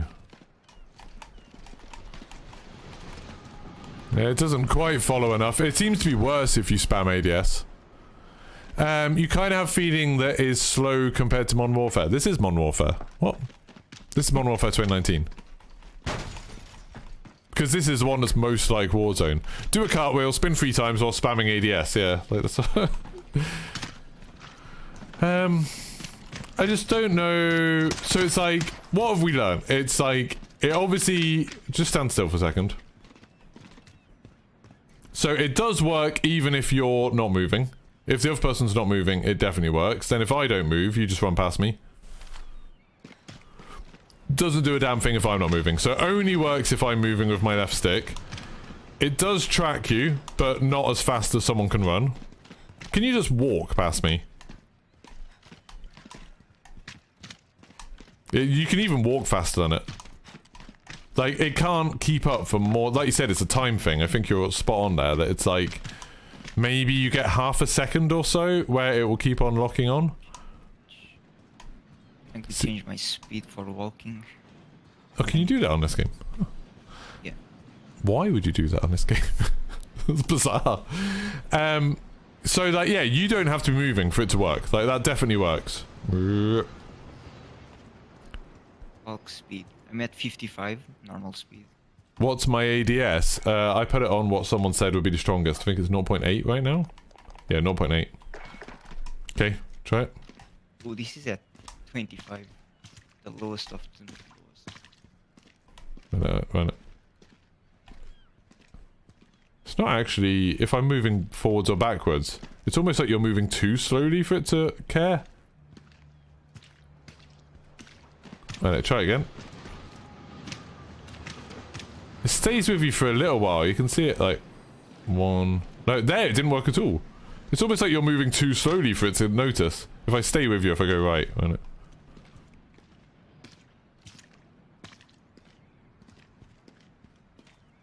I wonder if it kicks in if I start walking fast. As soon as I cross you. No? Try again. 1, 2... Yeah, it does. It does kick in a little bit. But then it breaks it immediately. Like, this is my point. Like, in a real gameplay situation, So we've sort of found if someone's like jumping, it helps for sure, but it doesn't aim for you. The only situation I can see where I'd say it's like an aimbot is literally like when you were jumping off there and I was already aiming. If you were jumping off there and aiming, that was like 100% like that. Wouldn't need to aim, I could kill you. But like in a game, how often is that going to happen that someone's going to be above you? You know when they're going to jump. You can aim at a point in the sky where you know they're going to jump past, and then you're like, oh, I'm not going to shoot now. I'm just going to like, I mean, I'm not going to aim now. I'm just going to let the aim assist do the work. That's been the strongest time I've seen it. I haven't seen anything that's made me think, oh, in a normal gameplay situation, this is going to be in for it. Wait, where are you? Right above you. Yeah, so now if he does it. 1, 2, 3. Okay, that didn't work at all. If I turn something off. I think maybe I just missed. Okay. I'll wiggle left and right. I was wiggling left and right last time. 1, 2, 3. Yeah, see that's crazy. That's by far the strongest I've seen. That's almost like this is the fringe case. I could make a TikTok of this being like, look how strong this aim assist is. And like that would look absolutely insane. Like that's crazy. Brandon, let me just try aiming at you. Like you do the same thing, but I'll stand. Yeah, I'll stand from this side. Like this is a much more likely situation. Is that I would be aiming at the person who's already on the rocks. Maybe I wouldn't be doing any quick when it. And yep, whenever you're ready. Okay. See there, and it like tracks them to about there. I don't know, that might be enough time to kill you, maybe? Let's try it. I mean, obviously the time to kill and stuff, it depends on guns and everything. And 3, 2, 1, go. No, it's not enough to kill you. When you're shooting, the recoil is like counteracting it, so I'm like staying shooting where you were, right? Because the aim assist is pulling it down, but like almost at the same speed that the recoil's pushing up. 3, 2, 1. Like it definitely helps. But it's not. But it's only if you're jumping past me. I don't know. I don't even know how to describe it. Go. Yeah, like it's like if I'm aiming like halfway between you and the ground, then it drags the aim down. Like really, really far. But if I'm aiming at you when you're starting your jump, it doesn't seem to. Yeah, it's weird. I think, like you said, it's a time thing, isn't it? Because that would be like you're obviously dropping very, very quickly, but it still manages to track you. And because your body's longer than it is wide, I'm staying on target for longer. Because I'm probably starting to track from your feet, and then by the time you land, I'm looking at your chest.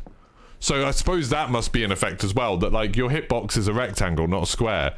So if you're going vertically, I've got longer that the cursor is in the hitbox. Yeah, more space, yeah. Yeah. Yeah, that ended up just like aiming at the very top of your head. So if you can already sort of aim, the AA gives you really good aim. No, I wouldn't know. See, I think that's a exaggeration. I would say if you can already kind of aim, it does help. I wouldn't say someone who has bad aim like me isn't going to suddenly have amazing aim because of this. Which is kind of what I was saying. That's kind of what I've been going on with this. It's just that, like, it definitely has an effect. It definitely makes a difference. But it's maybe not quite as when it's like that. Like there, that's the perfect situation. But from, wait, just stand on that wall. Go back to that wall you were just standing on. Like there. Yeah, there. So there, that's about where I'm aiming to track you. So that height, if you think, then by the end of it, I'm just stand there, stand still. So that's the height that I'm aiming at when I start. And I catch Darkness's feet when they go past that. And then it drags me down to about there. So it moves me down like a body length. But by then I'm aiming at their head. So it's like, it's made up that like gap of just completely aiming for me. Which is, yeah, I don't know. It's like it's followed you and then it's ended up on your head. But I think that is to do with the hitbox being rectangular. I'm pretty sure that's what's happening. You've been waiting for Modern Warfare 2 to decide on changing to controller. When you tried, it's very noticeable. Most time it was when you were doing the jumping sliding. Oh, okay. So... I don't know how to test that, really. If you just stand here, because it works when you're just standing still. You don't actually have to move. You just stand there and then, Oh, I need to change all my options to make it so I can slide cancel. So I need... What do I need for this? Automatic sprint, automatic tactical sprint, slide behavior, tap. That should work, shouldn't it? Yeah. Yeah, that's it. So if I slide past you, but hit fine, hit. I'm doing it wrong. It's not locking on, but that's because I can't. I don't want to slide into you. Like, it's really hard to do this because I can't not touch the right sticks, otherwise I'll just slide in. So that moved a little bit.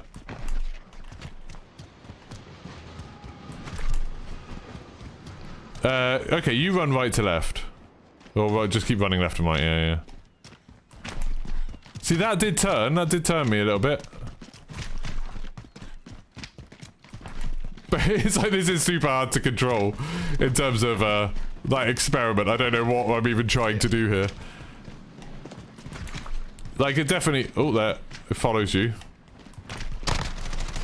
So if I just come in and I'm, like, sliding and hopping and shooting... Like, it's not aiming for you. Like, there's no way you're gonna get a kill doing that.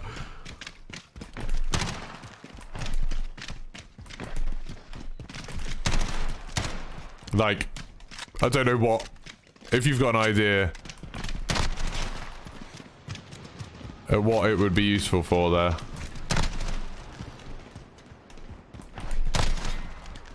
This is 55% of the speed. Walking speed. It's like... He just doesn't turn me like that much. There it did. But if you jump past someone, again, it's like if you're in a normal gunfight, this isn't going to matter. Like, it's just not... It's going to assist you. It's definitely... It's going to make a small difference to, like... If you're already kind of aiming, it's going to make a small difference to that. But it's not going to make it so, like, you don't need to aim, or it's not going to make it so if you've got bad aim, you're going to miss all the time.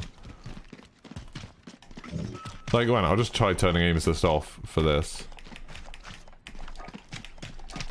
Can I hit you just hip firing without touching my stick?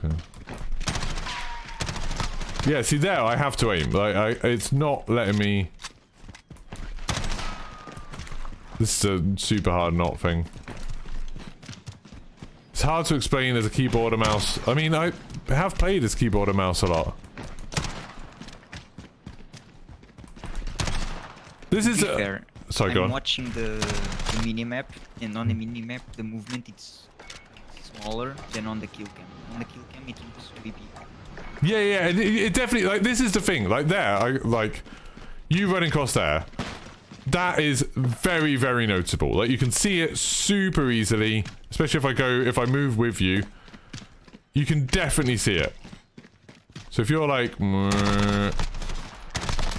Like, in that situation where someone's sprinting past you or running past you, and you're strafing at kind of the same speed as them, it'll keep up with them. But when does that happen in a game? When does someone sprint past you and you're strafing alongside them shooting like that? Like, it'd be much easier if someone's doing that to just be like... Okay, I did that and then I actually took longer to kill you. Yeah. Let's try that again. Like, you're gonna do that, aren't you? Like, you're gonna aim. But for, yeah, flip again. I've played, like I said, I was playing Warzone for like a year or two with keyboard and mouse. Like, I only switched over to controller like a year ago. So I have played as both of them. And I play like all other first-person shooters I play on keyboard and mouse on PC. It's only really Call of Duty that I play with a controller.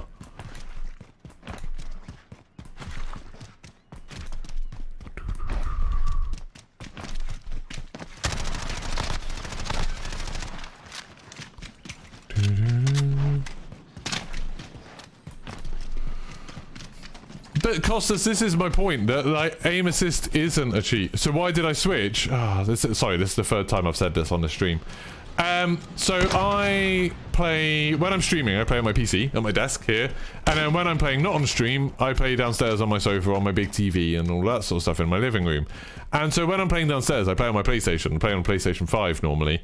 Vanguard, I play on the Xbox. But yeah, PlayStation 5 for Warzone.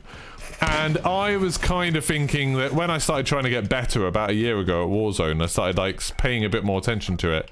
I was like, oh, well, I'm gonna be messing up any kind of muscle memory I get if I am constantly switching between keyboard and mouse and controller. Like, it always felt weird. Like, if I spent a day streaming and I played like 5-6 hours of Warzone on a keyboard and mouse, then I went downstairs and was playing on the controller later that evening with some friends, then it felt weird. Like, I had to get used to it again, and I was getting annoyed at constantly switching. So I just decided to just use controller all the time, because I thought, I'm not going to use keyboard and mouse downstairs, because that's a pain on the sofa. So I'll just use controller all the time and it'll be a bit easier.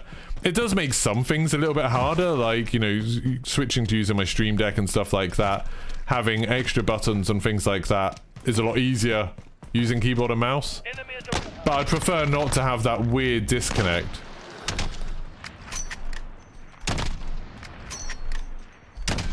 See there, it's not aiming for me at all. It's like I have to also aim. Yeah, and I found, personally, I always found it easier to move on controller. And I found it easier to aim on keyboard and mouse.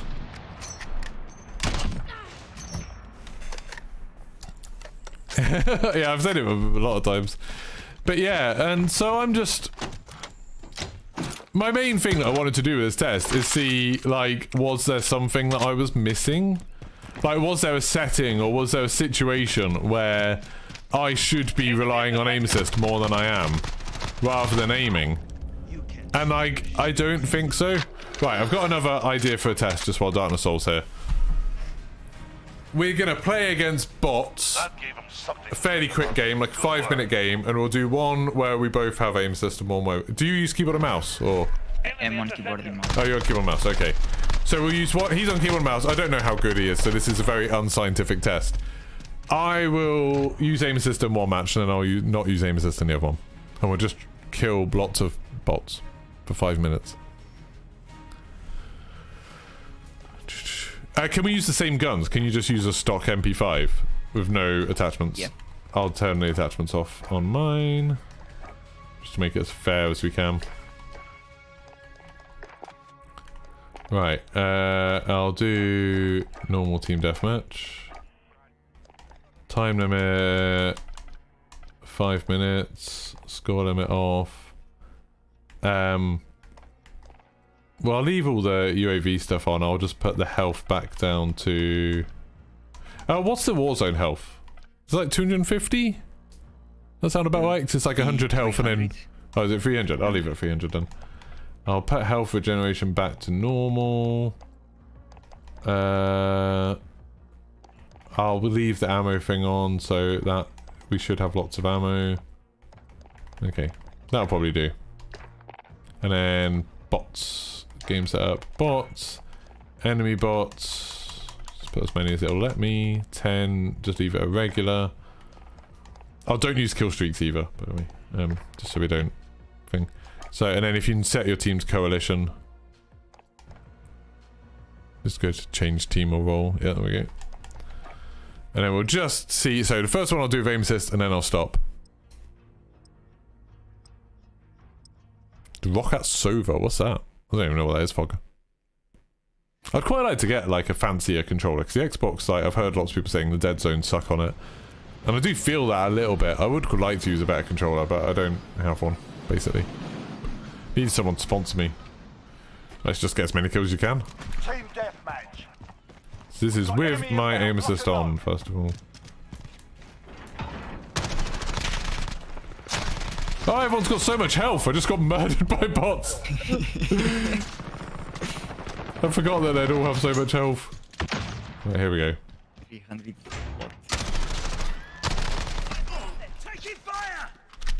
Oh no, I don't want that. I want my gun. Mags. I've got all the weird interact buttons set wrong. Oh, it's on tap to reload, that's why.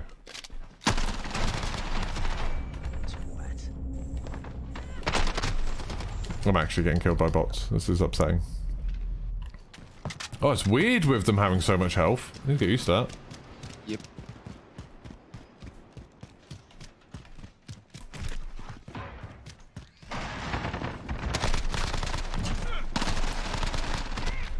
That bot just bloody slide cancel. We're using MP5s and they are using shotguns and LMGs. Don't have enough bullets. Yeah, like that's a significant problem is my lack of bullets here.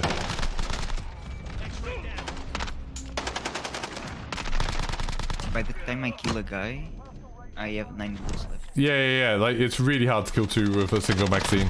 Oh, I stole a kill. That's the way to do this, really. Oh yeah, I'm out of bullets. God damn it.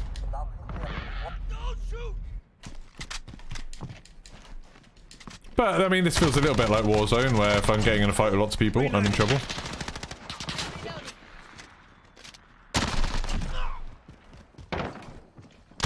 The bot AI is much better than I thought it would be. Like, they're actually, like, when they go through doors and stuff, they're being careful.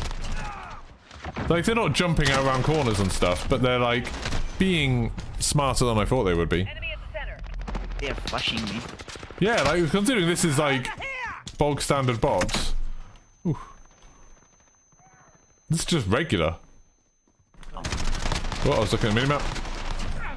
All of them are on my side. Yeah, this is a very unscientific test. They put in claymores. You just get killed by a claymore. Bouncing bed. Okay. Oh, god damn it.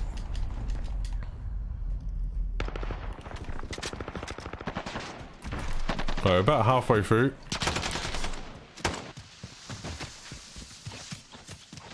Are you using melee? Oh yeah, I said use the MP5. That is definitely cheating. I only killed 3 of them. Yeah, well, I'll take 3 off your score.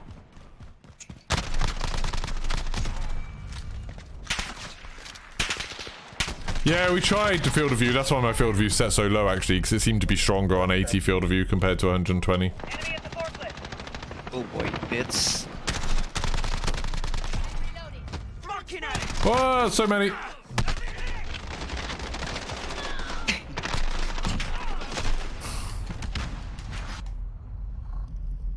I like the way they're nearly getting kill streaks now. Well, I just got buzzkill on one of them. One is dumping.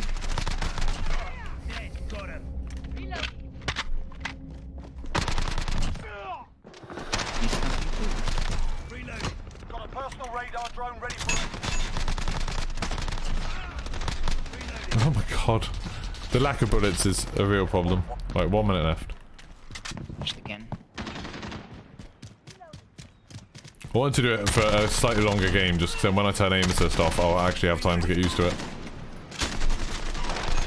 Ooh. Keep fighting, we're almost out of here.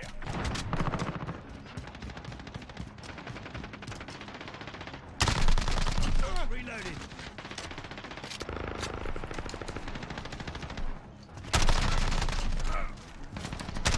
Did you play the Modern Warfare 2 beta? Enemy I at the did. center. This, like, I saw loads of people saying that it felt super similar to this, but I feel like this feels so different to that.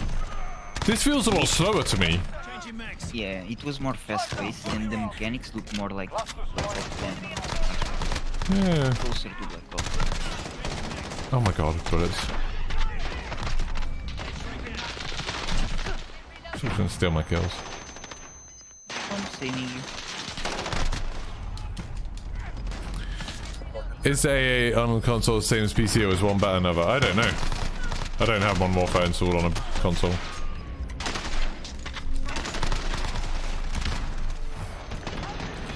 There we go, so I got 33 with aim assist on. Now I'll try it without it. Bear in mind, this will be like playing with a new controller. It'll feel weird to me. This is a very unscientific test, but I don't know how to do it any better.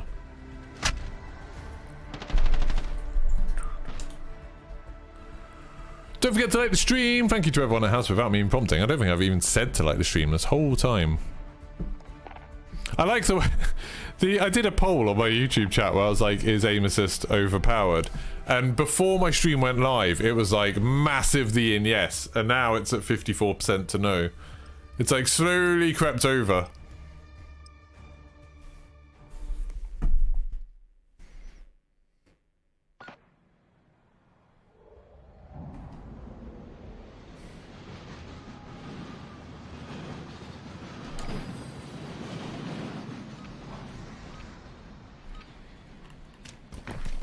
Team deathmatch. Oh, I need to turn aim assist off. Crap. Enemy threats in the AO. Weapons hot.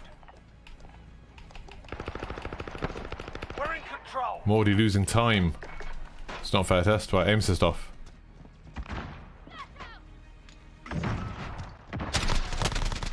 Well, how are you not dead?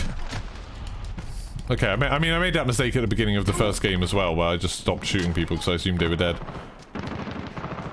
I feel like this is too much health compared to Warzone. Like, I feel like they've got more health in this than a Warzone player does. Changing mag. Fucking it! It's just the fact that we have 30 bullets. Target The down. MP5s. Gotta reload. Also, the damage profile, it's more not very... Yeah, it's true. Got a personal reload. radar drone ready Okay, I for feel like I'm actually doing a bit better with... Oh god, there's a lot of them. Yeah.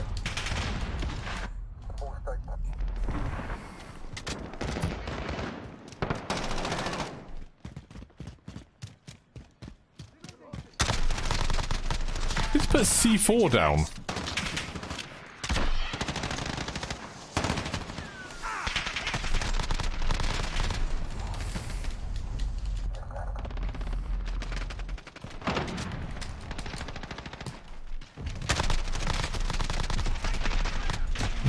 God.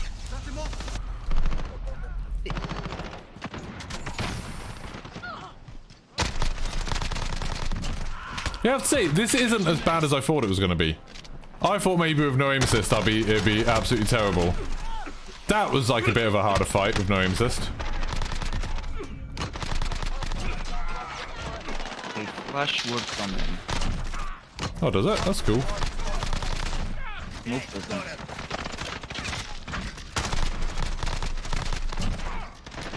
Okay, I feel like this may have skewed the results a little bit because I'm like getting loads of kills of them trying to kill you. They're not focusing on me at all. Wait. I have 0 recoiling gas? Really? That's weird. What, so just gas yourself and then you won't have any recoil? That's the true aim assist. They gassed me at least visual recoil, there wasn't. Got a personal radar drone ready for I wonder if that happens if you've got battle hardened on still. Oh, that was bad. That was bad aim. Like, it's weird. It definitely feels harder, but like I said, I think part of that's just that I'm not like used to it. But it's not a lot worse. There's like some situations where someone's like jumping across my field of view where it feels a lot worse. personal radar drone ready for escort. Doing everything. Smokes, guns, gas. Yeah, like I mean, I think I prefer playing against these than real players. So they do more interesting stuff. They're not all just using the meta. Yep. Gotta reload.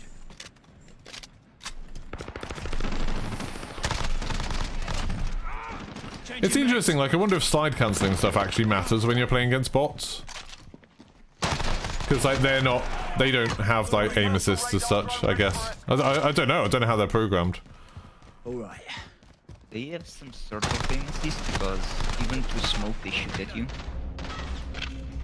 But I mean, like, is it simulated, like, that they can track you to a certain amount? Like, is it simulated in a similar way to how aim assist works? Where it's like, as long as they're kind of aiming at you, it'll work for a bit. I'm reloading. That guy was stupid. You see, that, there, someone running horizontally past me, that was much, much harder to deal with without aim assist. It's going well, Squiz. It's interesting. Hasn't really changed what I thought.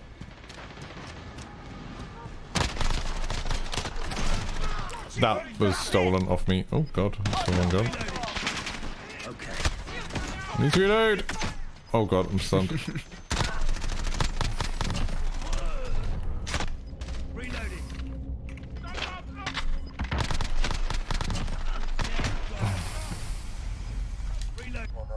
10 seconds. I'm doing slightly worse than I did before.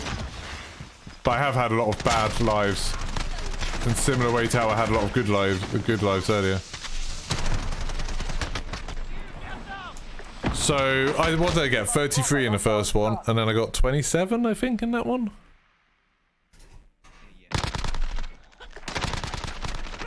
Yeah, 27. That's not as big a difference as I would have thought. Especially as with the aim assist on, that's kind of how I play Call of Duty every single day. And then with the aim assist off, that's me playing for the first time with aim assist off. Now, obviously that's not a very scientific thing because, like, you know, I was more used to the bots, more used to how much health they had, more used to having to reload the MP5 all the time. Like, there's a lot of things that maybe gave me an advantage in that second game. If I'd played without aim assist... Actually, I know. Let's do one more and I will turn aim assist back on, because then we've got... That's probably a more realistic thing. I'll probably be much better now. So, aim assist on. Everything else the same. Do one more. This will be the last test. Sorry? Full health without plates, it's 150. And with 3 plates, it's 300. Oh yeah, that makes sense. Makes sense. Yeah, I like that bot text SP. It's gonna be easier to kill the bots with 150 than... It's just... Right, now I can get sight straight away, so I'll probably have a bit of an advantage. We've got enemy Last time I inbound. just Lock and jumped over here, didn't I?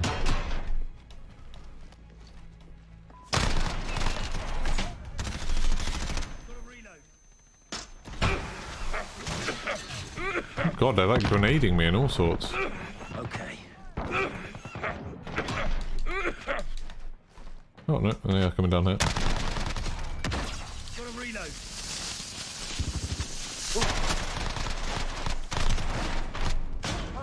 It's definitely easier with aim assist on. Like 100% it's easier.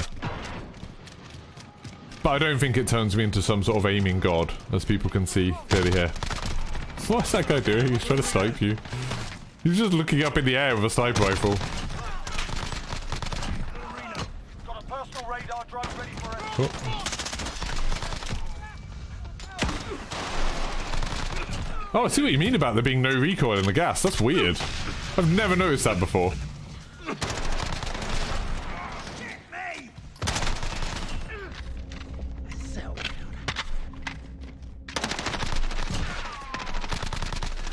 Stealing kills. I'm doing much better now. Man, this is what people should do to train in Warzone. Just play a little bit without aim assist on, and when you come back with aim assist, it feels so much better. So many of them here. Yeah, got 2. Oh god, grenade! Whoa! Oh, okay. The camera at the bottom was to originally to show that I was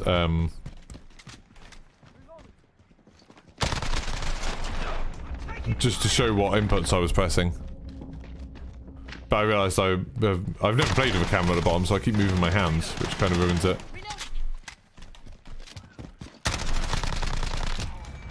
Personal radar drone ready It's not as useful for this bit.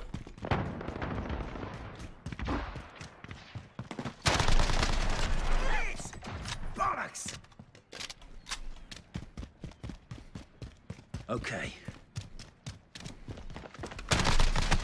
I kind of wanted to have a version of this that'll be the VOD, where it's like, this is all of my testing, you can see it from beginning to end, you can see me changing all the settings, you can see me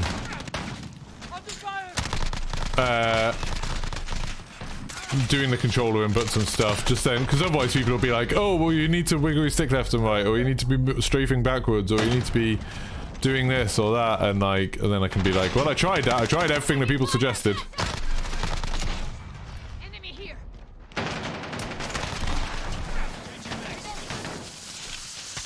So many of them in here. Personal radar drone ready for escort. Yeah, they all bunched up.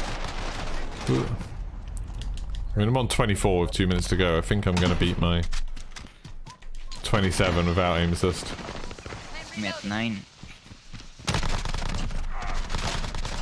I mean, that's probably why I'm getting more kills as well, because I'm probably getting some of yours then.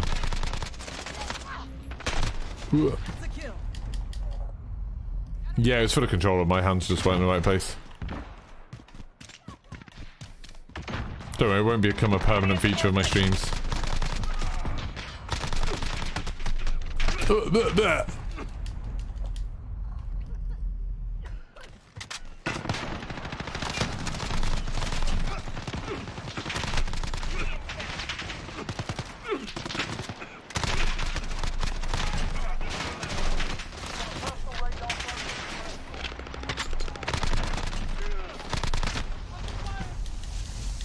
Less than a minute.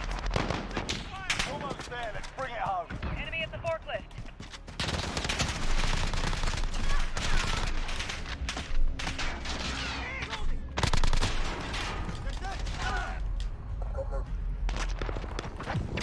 It's weird. I just realised I've been playing on 80 field of view this whole time. I do always forget that, like, I know people, like, make a big deal of field of view and what a difference it makes, and there's obvious situations where it does. But as someone that constantly switches between PlayStation and PC, I don't notice it as much as you'd think. Like, I don't think about it that much. It's more when you're on PC, sometimes you'll be watching a kill cam or spectator cam, and then, like, you can see an enemy, and you know the person you're spectating doesn't have a high field of view, so they can't see them at all. Enemy at the office. Reloading. Personal radar drone ready for escort. There you go, 37! No, yeah, so I got about 10 more kills with aim assist than I did without. That's, I mean, that's definitely a difference, but it's not quite as significant as maybe I expected. It didn't feel as different as I maybe expected.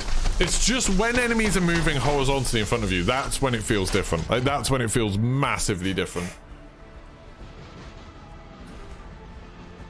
I think you got a similar number of kills. I think you've had 20 basically every time, haven't you? About that, yeah. Yeah, so that's... I had 10 assists now. Yeah. I stole a lot of kills then. You don't want to be rude, but surely those are not real players you're playing against. No. Those are bots, which, if anything, should make the aim assist a bit easier because they're not doing slide cancelling and bunny hopping and stuff like that, which seems to make the aim assist work a lot less. Basically, the faster the enemy's moving, the less useful aim assist is, because, like Darkness was saying, it seems to be based on time. Like, it seems to track people for, like, a certain amount of time. I don't know, half a second or whatever it is. And obviously, if you're moving faster, you're covering more distance in that. So while the aim assist does move you more, there's also a bigger gap between your crosshairs and where they actually are. There's like a bigger thing. And once that half a second or so is passed, it's broken and they just keep on going. So it's like, against real players, I would say aim assist is much, much less useful.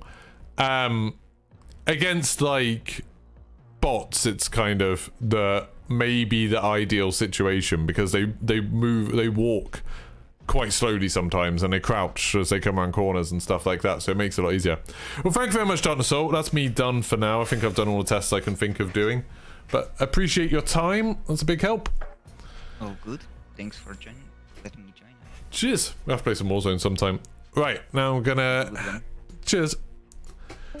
So, now, I think I'm going to end this stream here. Like, I know this was a little short stream, but we've done 2 hours of testing, actually. I'm going to try and edit this down into a video where, you know, I can really express all my biases and stuff like that. Because, to be honest, like, this is exactly why I made this video. Because people on Twitter were like, oh, well, if you're looking, you know, if you're going for a foregone conclusion, if you're looking for a result, you're more likely to find it. And, like, I 100% agree with that. And I think it works both ways. That, like, I can easily edit together that footage to make a video, which I probably will, to be honest, saying, like, my point will be aim assist isn't as overpowered as people think it is. Like, that's going to be my video, and I will edit together clips that make it look less overpowered. But the reason I wanted to put this up, and I'll save it as a VOD, is just because then people can go back and look and see, like, okay, these are the situations where it worked better. These are all of the tests I did. These are all of the different settings I did. You can see everything I've done and see kind of how it worked. with a lot of the videos that are out there at the moment, a lot of videos have been heavily edited down and you don't get to see the testing. So instead they've like, you know, 2 hours of testing there. And that was without me trying different guns or anything like that. They would have edited that down into like 10 minutes and they'll pick the bits that fit their conclusion, but they won't be showing you all of the testing. They won't be showing you all of the other stuff. So I think hopefully this is a more transparent way of doing it. And when I make the video, I'll say in the narration, you know, this is what I thought before going in. So my like bias is exposed, but then I can point people towards the VOD and say, oh, look, you can see everything we tested, everything we tried. And I think hopefully people in chat can agree. I did try everything I think that people told me to try, or I tried most of them. I didn't do the cartwheel, you know, but I think I tried most of them. I gave it the fairest shake I can. I don't know if like the people that thought it was super broken, like guys, Lowy, I don't know if he's still there. But I'd be interested from someone who thinks that Aim Assist is super OP. Do you think I gave that a fair shake? Do you think I tried it? Because that's a good test. If you can get someone who disagrees with you to say, fair enough, you tried everything, like, reasonable, then that's like, okay, I did my job. Like, I did it okay. But I kind of need someone. Who are the people who have been saying it's super broken? I don't know.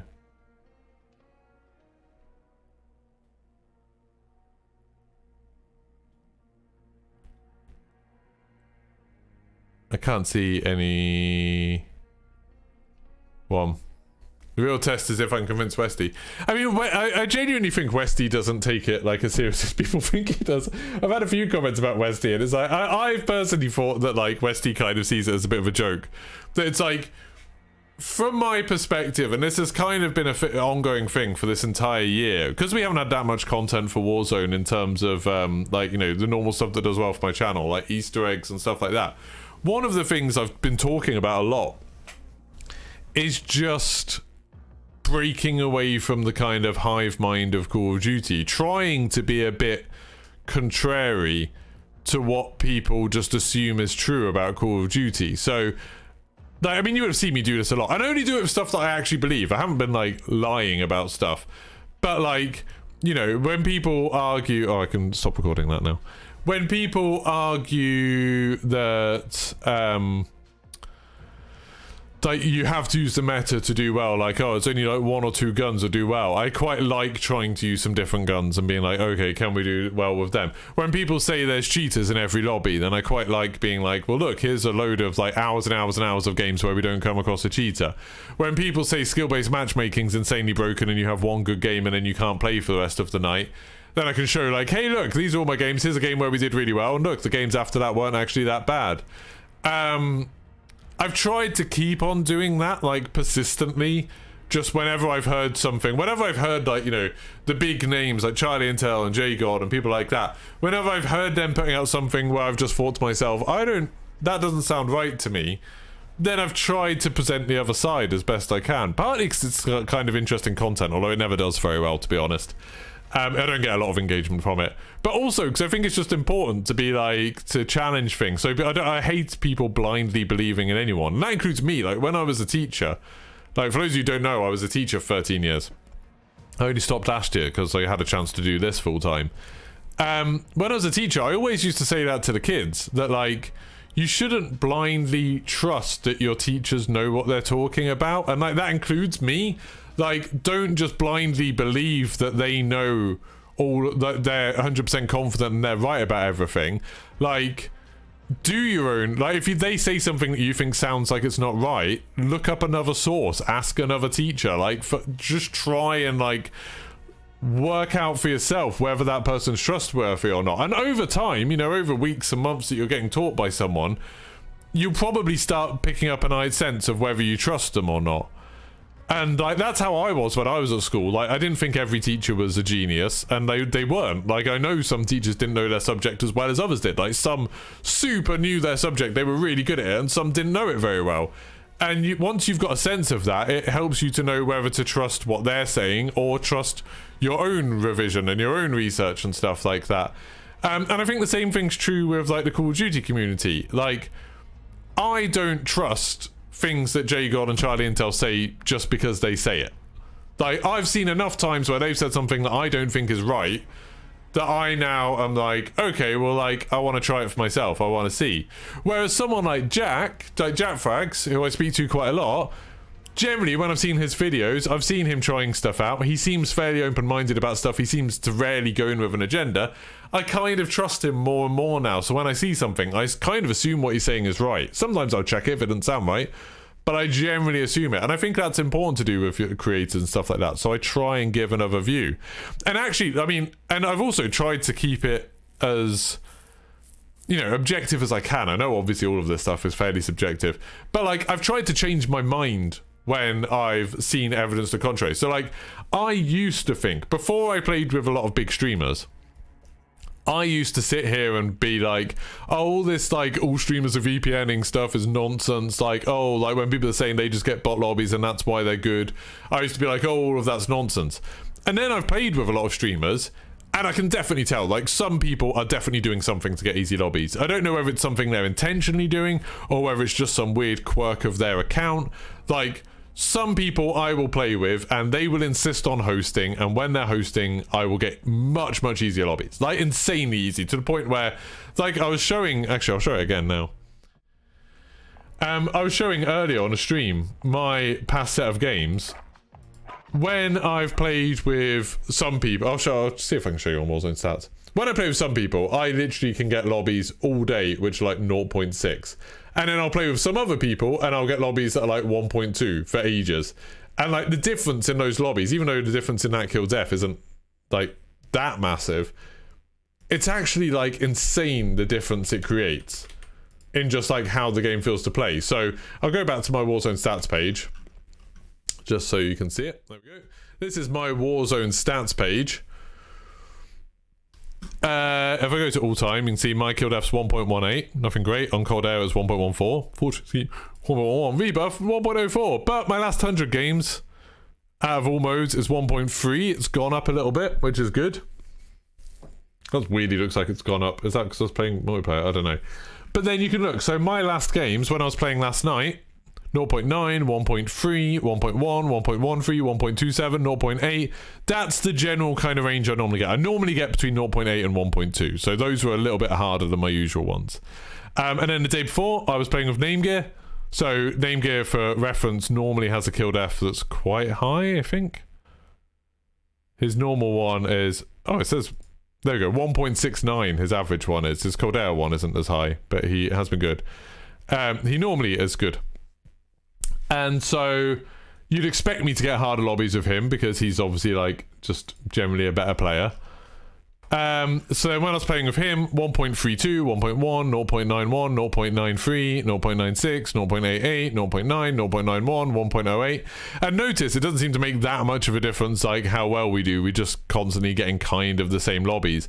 Like that insanely hard one, the 1.32, the game before that I'd only got 2 kills in it. So I hadn't done very well in the game before, and then we got a much harder lobby.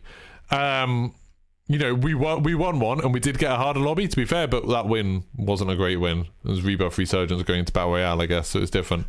But then, if I look at some other teams I've been in, will it show me... There we go, squads. So... Oh, these are only squads of at least 10 games. Can I not look at Broken's? What games I played Broken? That's annoying. But if you look at the games I played Broken, they're probably about the same, like 0.8 to 1, probably because I've been playing earlier in the day, so I get some easier lobbies.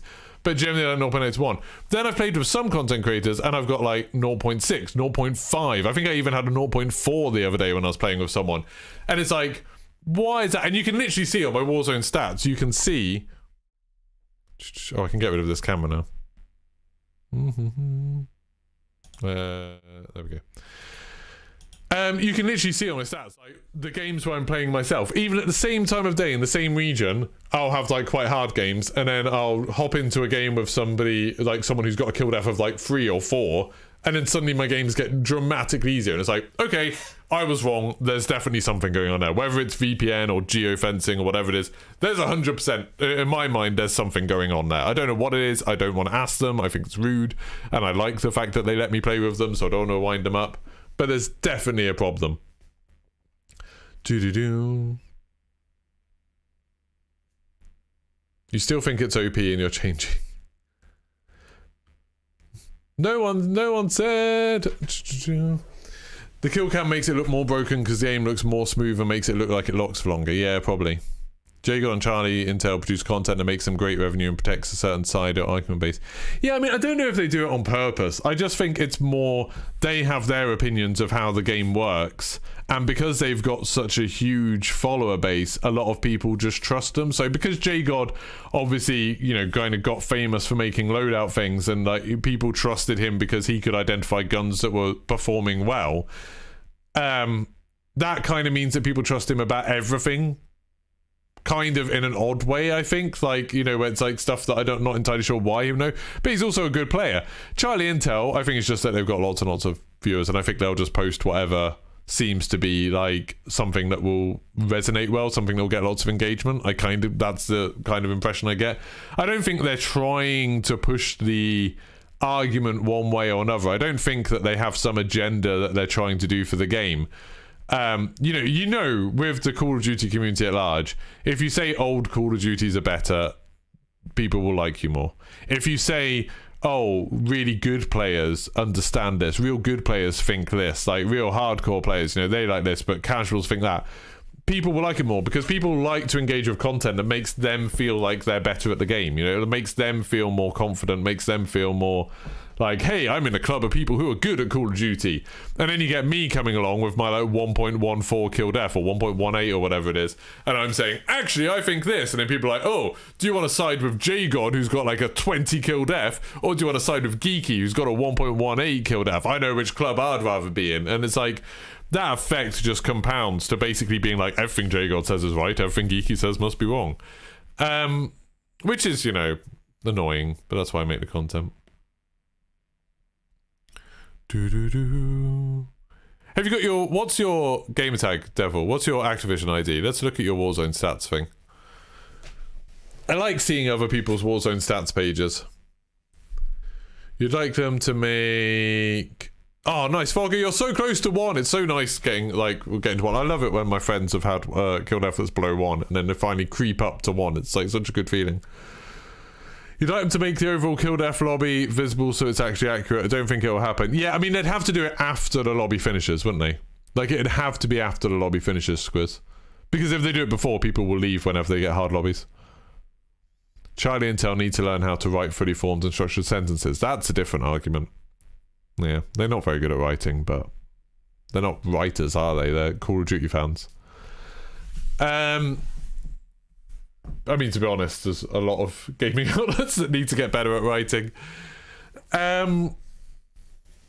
Yeah, like, I've completely lost what I was going on about, what my point was. Oh, me being contrary and me coming up with other stuff.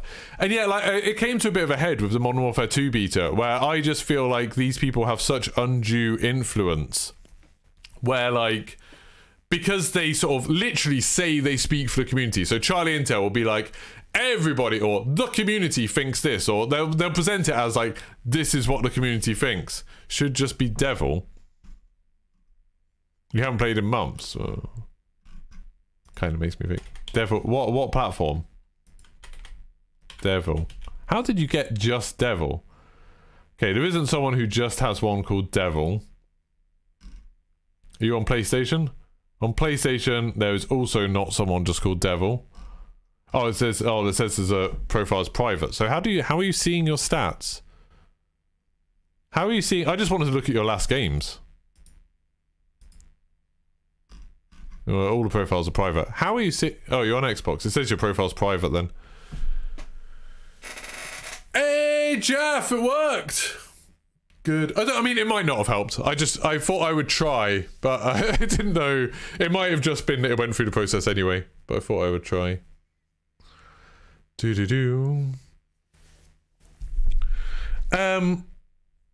But yeah, like, with the Modern Warfare 2 beta thing, I just worry that some people have an undue influence over the community. As soon as they start saying, you know, if you've got 1 million subscribers and you say, oh, well, the community thinks this, or Call of Duty players think this, or good Call of Duty players, or people who play Call of Duty a lot think this, or whatever, then, like, I imagine there's at least some developers that are paying attention to that and are like, oh, right, so that's what everybody thinks. And it's like, so when you have people like Charlie Intel, JGod saying, everybody wants red dots on a minimap, like, everybody wants normal loadouts back, everybody wants a normal gulag back, it's like, I really feel like it's important to kind of speak out and be like, no. Like, no. Don't. I don't want that. I want it to be different. I want it to feel fresh. I don't want there to be loadouts in the new Warzone, at least not in the way that we have them now, where it's super easy to get 2 of the best weapons in the game. I don't want there to be red dots on a minimap. Like, Jaff's now hanging out with the rest of us, plebs. Yeah, no worries, Jaff. Yeah, I don't know.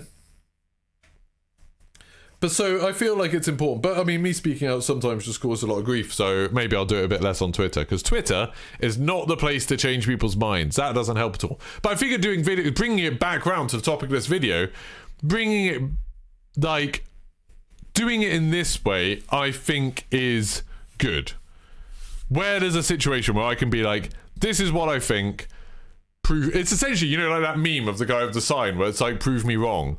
I'm like, okay, I'm going on stream, I'm going into a game, I am happy to try everything out that people in chat say, I'm happy to try and do the most I can to prove myself wrong, but I'm just like getting the objective results of this is what actually happens in game.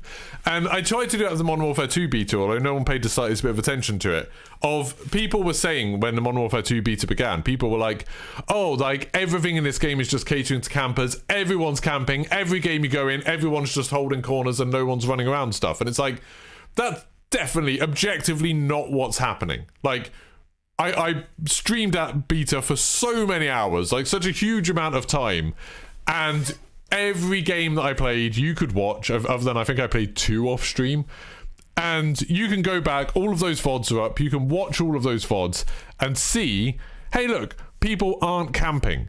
Like, it's so rare. Occasionally you get someone, you know, oh, they hear you coming, so they take up a position and wait for you to come around the corner and kill you. That, to me, isn't camping. That's just smart. Like, what, you just meant to keep on sprinting and hope they don't shoot you in the back? Like, that's weird. But, like, I didn't see people camping in the same place for the whole game. I didn't see people just holding an angle for the whole game. Whenever someone did hold somewhere, like, they killed me once and I could see they were behind a bit of cover, I could just lob a drill charge on the back of it and kill them. And that was that. Then it didn't go back there. Like, it was just sort of like, I was sort of saying, hey, look, this actually isn't completely catering for campers, and it isn't making camping the only viable playstyle. Hey, look at us doing well. You know, here's Jaff getting like 30 kills with a shotgun in a game, sprinting around the map. And it's like, but people didn't care about that. People much more cared about people saying like, oh yeah, but if you think about this, this, and this, then it definitely is much more for camping. And it's like, that's just not true. That's not true. But Twitter didn't matter. Yeah, it's like, Twitter's a terrible place to try and argue with people. I've kind of given up on arguing with randoms. Yeah, for sure, Jeff. Like, you need to, like, you can adapt. Like, if you think people are holding angles more, you can abuse that. Like, you can exploit that massively and catch them out. Like, if someone's holding an angle, don't go down that route. All of the Call of Duty maps are designed in such a way where you can flank people. Like, all of them. And then, if you can't flank them for whatever reason, you know, say there's a 3-lane map and they've split their team equally, so they're holding all 3 angles super well. I think we had that in one game of domination where people split up, so there's 2 people on each point. They were holding their angles really, really well. Then you still have things like smokes and drill charges and flashes and all of those kind of things to be able to deal with it. Like, you have a way to deal with it. You also have, you know, peeker's advantage. If you're peeking, you're going to see them before they see you. You're ready to shoot before they are. So if you already know where they are, you can kill them. Like, camping is not, like, the only playstyle that works. And it's like, yeah, you can make videos if you want of, hey, look, there's this good player sitting in one place and he's killing everyone that comes in. Because if you're playing against crap players, you can probably get a lot of kills doing that. But if it's not a lot of fun for you to do it, why do it? And I would say, like, it's not even, I mean, I know in previous Call of Duties, you could play like that, like, you could camp like that, and Modern Warfare 2019 is a good example, or Vanguard, where you can play like that and then get insanely overpowered kill streaks. Like, you can earn crazy kill streaks that just mean that you could dominate the entire game because you got one kill streak. Like, that means that you've just completely turned that game around. So camping was more important there when the kill streaks were much more important. In the Modern Warfare 2 beta, kill streaks weren't that good. Like, you know, I know Chopper Gunner was broken, but that was kind of actually, like, in some ways a good thing. It meant if someone got a Chopper Gunner, you could hide from it because it was stuck in one place, so you could stay away from it and deal with it and still play the objective even though the Chopper Gunner was up. And I kind of liked that kill streaks, you know, kill streaks are fun, but they weren't super overpowered. And I think that was good. What do you think why a part of the community is toxic? Because they care too much about being good at Call of Duty. I think people are... I think the reason the Call of Duty community is toxic is the same reason the Counter-Strike community is toxic, or the League of Legends community is toxic, or Dota, or whatever. That people care a lot about their kill death. Weirdly, not about winning games in multiplayer. They just care about their kill death and getting nukes and getting clips for TikTok or whatever and all of that stuff. And it means that they're kind of... If you have staked your identity on being good at Call of Duty, you're going to do everything you can to make sure nothing suggests that you're not good at Call of Duty. So, you know, you see people who are really good at Call of Duty. You see, like, I've played with people who are good at Call of Duty, and then every time they get killed, it's like, oh, it's a hacker. Oh, it was lag. Oh, it's like, because of the meta, their gun's better than mine. Like, oh, they were just lucky. It's never they were better than me, because then that's like admitting you're not as good as someone. It's always like there's something wrong. And so people blame like the server frequency, people blame the meta, people blame aim assist, people blame you know, the like hackers and all of that sort of thing.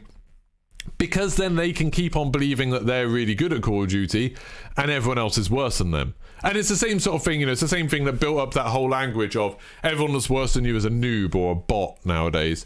It used to be noob, now it's bot for some reason. I don't know why it changed. And then everyone that's better than you is a sweat or a tryhard, because they're not playing the game right, the people who are sweats or tryhards. They're, you know, they're taking it too seriously. I just want to chill, I just want to play and, like, get a nuke in every game. Whereas the people who are sweats and tryhards, they're like, oh, they're trying really hard, they're drinking energy drinks, and they're, you know, they don't have a life, they don't have any friends, they just play the game. Because then it's like, you're the one that's playing the game right, everyone else is worse than you. And it stretches out into everything. And then I think that's what caused the whole toxicity about the beta.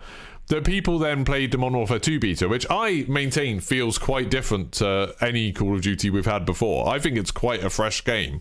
And people took a while to adapt. Like, people, you know, will take a different amount of time depending on their playstyles to adapt. If you're the sort of person that is slide cancelling constantly, and then you suddenly get dropped into a game where you can't slide cancel anymore, or you're the sort of player that spent all of your time in Call of Duty working out where players are entirely based on the minimap, and you haven't been used to using like sound or cues or paying attention to what you can see to work out people are, you're going to have a harder time adapting than someone who doesn't slide cancel or someone who doesn't use the minimap as much. So then suddenly we got this situation in beta where one group of people, like me, were having a great time with it and really enjoying it, because it wasn't like they'd really taken anything away that I cared that much about. I don't really like slide cancelling very much. Like, I prefer not having to stare at the minimap for the whole game. And like, I was adapting to it fairly well. I was getting on well, having good games. We were winning loads of games. The people I was playing with were having a good time winning. And then you get other people who suddenly their playstyle doesn't work. Their friends, their playstyles don't work together. They're losing games. They're not getting killed as much. So they'll just say the game's wrong. It's not them. It's not their fault that they're not as good at the game. It's because, you know, the game is wrong, that they can't do the same thing. And it's the same thing... That kind of leads into the whole same thing, like when I got involved in that whole conversation about Nadia. It was a whole thing of like, literally, you watch any of Nadia's streams. I hadn't watched any of her streams before that whole thing.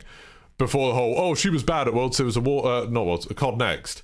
And then I was watching it. I went and watched her Twitch stream for a bit, and it's like, she's literally constantly slide cancelling and doing everything she can to break people's aim. That's how she wins nearly every gunfight. It's because she is constantly breaking people's aim.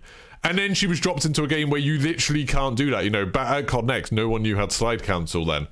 And it was like, so suddenly her whole playstyle just doesn't work anymore, so she's going to have an incredibly hard time adapting to it. And then some other people who maybe don't side cancel quite as insanely quite as much, like B. Breadman, who's got an insane aim, he was doing really well, or Nick Merckx, they were doing really, really well because the sort of skills that they're really good at in Warzone just transferred over. Like, they could still play the same as they could before.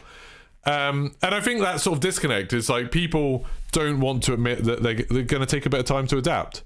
Anyway, when the game comes out, there'll be lots of people who will not do as well and they will blame the game. 100%. 100%. Devil16320, that's your thing. Devil hashtag 16320. Player not found. Devil16. Oh, is it all capitals maybe? Devil16320. Such. Player not found. Not working. Okay. I think I'm typing that right. Devil16320. Don't work. Don't know why. I mean, it doesn't matter that much anymore.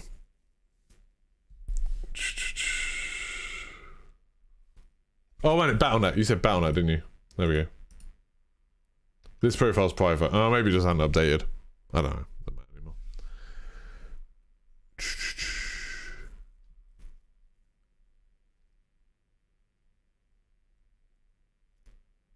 Twitter's the place for the backfire effect where no matter the evidence counter a point, the other party gets more entrenched with their view. Yeah, I mean, like, the people, Twitter's one of those things where, like, it's obviously very...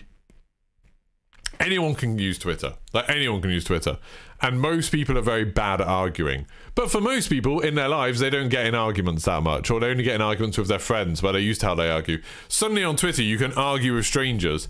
And a lot of people are very, very bad at it.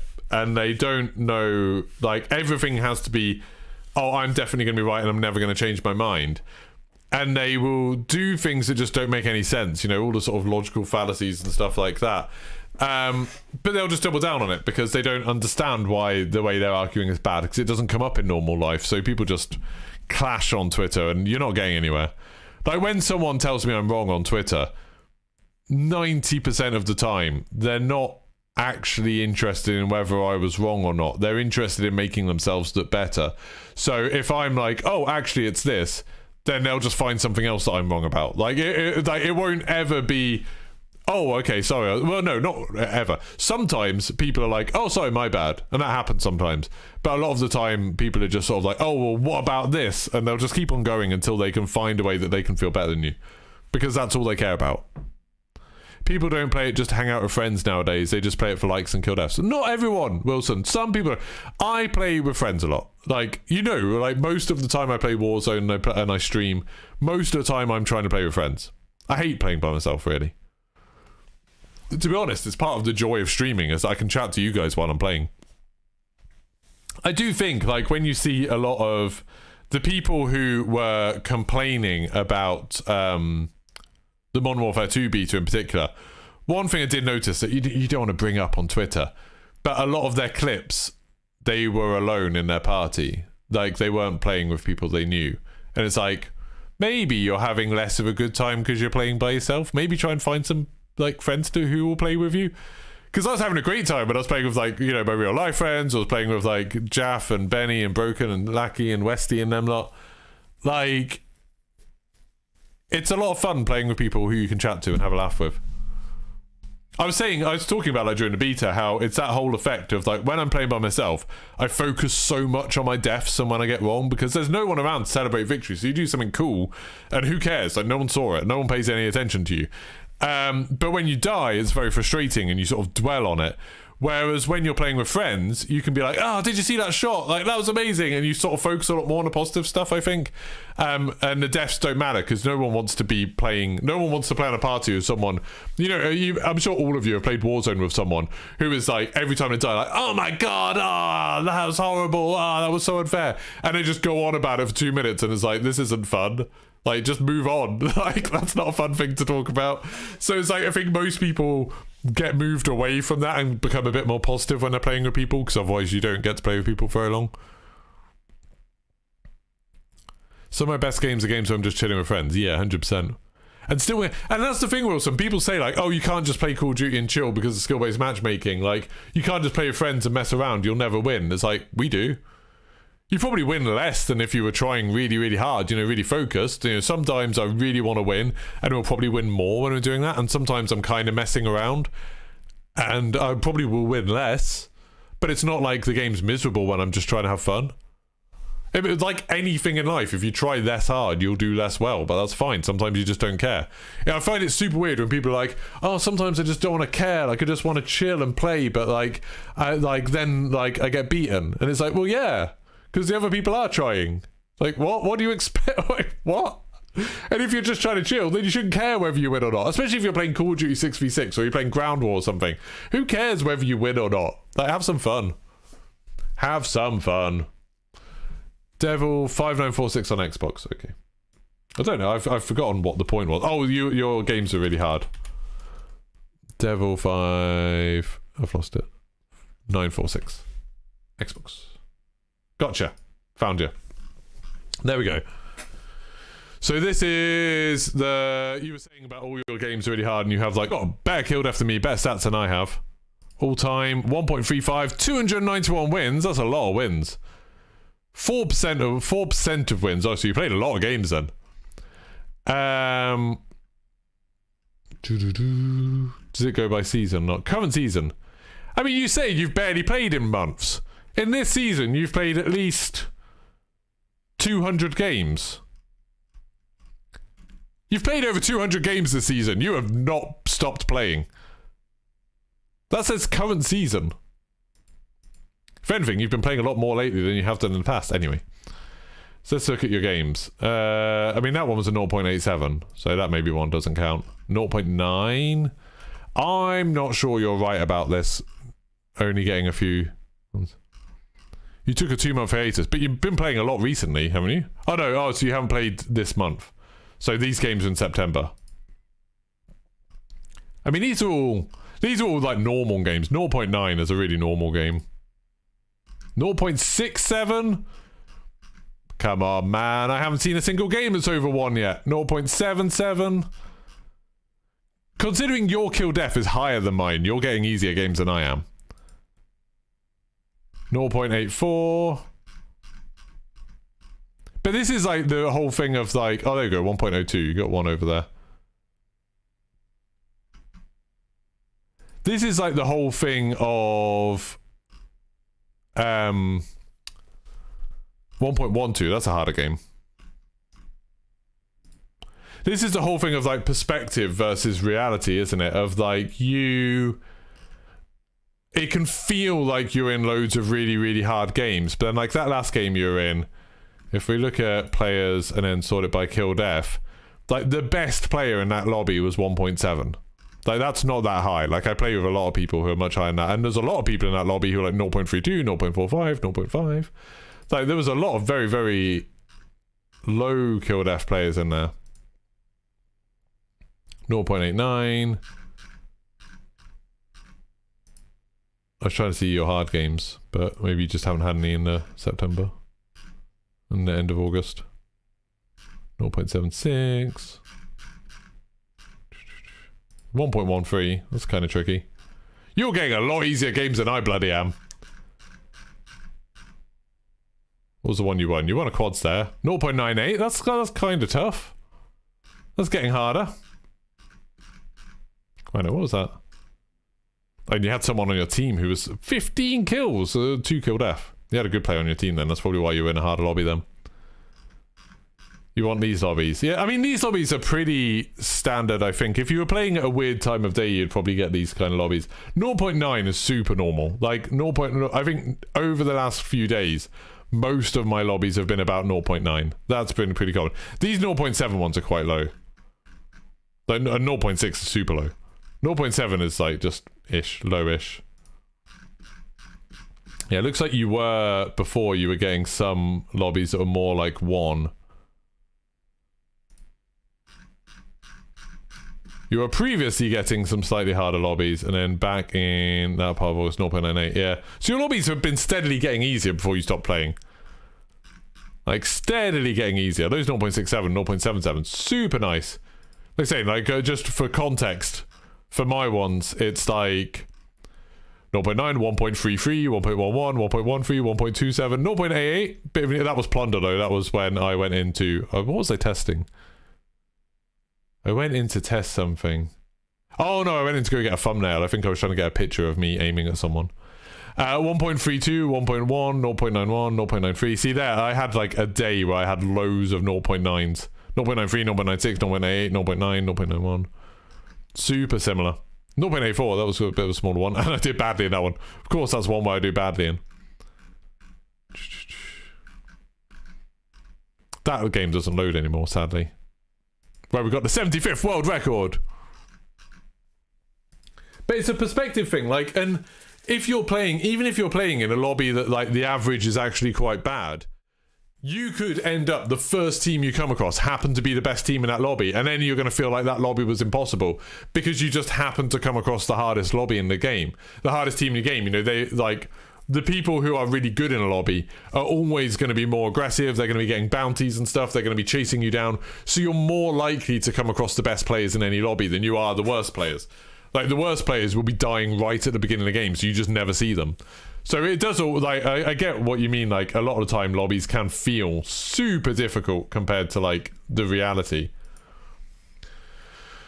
That's why you stopped playing Warzone. COVID restrictions lifted and your mates got a social life again. I mean, that's a big thing. That's why it was so good when I got to start playing with Broken and Lackey and Jaff and them lot. But it's because I was getting to a point in Warzone where I wasn't enjoying it that much because I wanted to stream during the day, because I don't really like streaming when my wife's here, because, you know, I want to spend time with my wife. When she finishes work, I want to finish work as well. So I started streaming during the day a lot more. And then I was like, oh, but then none of my friends are on. And even in the evenings, to be fair, a lot of my friends have been really busy with work lately. Like, Emel's got a new job. Name Gear works an insane amount. So I just wasn't seeing them that much, like, online. So it was, like, really nice when suddenly I started finding people who I can play with during the day. That's, like, a big, big thing for me. That's made me enjoy the game a lot more over the last month or two. You'd say it's rare to get many under a 1-kill death. You use COD Tracker. What's COD? Well, let me search COD Tracker and see what my lobbies look like in that. COD Tracker.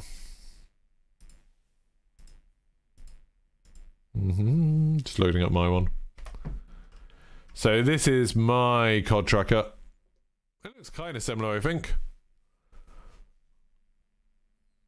So my lobby average is 1. Oh, that's interesting. So for that day, my lobby average was 1.19. What's that, yesterday? Yeah, yesterday my lobby average. Day before, my lobby average was 1.03.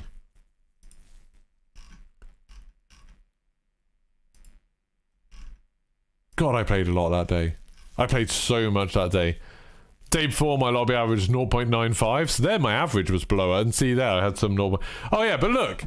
So look at this. They're sort of saying, like, oh, okay, why was my lobby average a bit lower that day? And then you look and it's like, oh, look, I'm playing with, like, Broken, Westy and Jaff at that time. But we had some high ones, but we had some very, very low ones as well.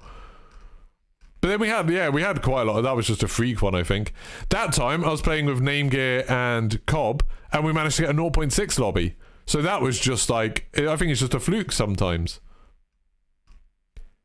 There I was playing with the others, and yeah, like, my lobbies are really consistent. There we had a couple of 0.6s, playing with Westy again. Westy's super easy lobbies. I mean, I don't always go super easy lobbies with Westy, just more often than I do when I'm playing by myself. I was trying to see if I could find when's the last time I had a super easy lobby.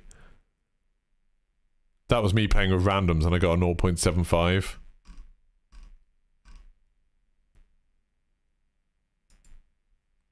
This is when I was playing with Pornyhoff, and oh, and is that gone now? Oh, it's just reset. When I was playing with Pornyhoff, I got some super easy lobbies, super easy. Yeah.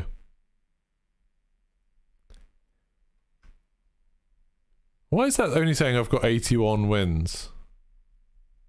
I feel like I've got more than that. Best matches. There you can see.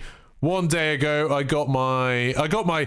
This is something I'm quite proud of. You're not sure you've ever played. What's your one, Squidsmaster, then? Go on, give us your tag to have a search through here, and we can have a look through what your lobby's like. So this is pretty good. My best game, like obviously I don't have any really good games. Like I don't often get more than 10 kills. As you can see, these are all of the games where I've got more than 10, which is insane that I am so bad at this game. But my best game, 0.98 lobby, that's pretty respectable, I think. Like all of these are in kind of okay lobbies. Not too bad. I thought you were just looking at your Squiz. Hungry Man, what platform? There we go. What platform are you on? Hungry Man.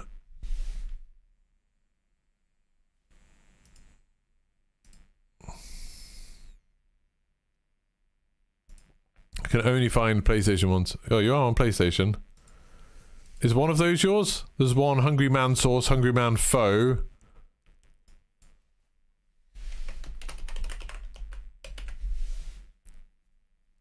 Are any of those you? Bada boom. I should have ended this stream a long time ago. I'm sorry, we've just got into like chatting about stuff now. We've just devolved into a random chat about things. Must be Shoney Hungry Free. Ooh. Oh, I hate this website. Shoney Hungry Free. There we go, gotcha. There we go. So, what have your lobbies been like? Oh, there's a lot of high ones there. Your lobby average 1.06, 1.16, 1.05. Lobbies have seemed harder lately. 0.81. Yeah, you've got a lot of lobbies that are just over 1. Lots and lots of them. 0.79 is the lowest I've seen so far. You haven't had any super high ones. You haven't had many over... I don't think I've seen any over 1.2. But you also don't seem to have many that are low either. Like on average, I'd say your lobbies are probably harder than mine. Like 1.0, probably similar. 1.25, that's a hard one. You seem to get almost more consistent lobbies than I do. I'm seeing how far I can go down. You get really consistent lobbies. Oh, your lobby average... Oh, there we go, 1.10. Super consistent.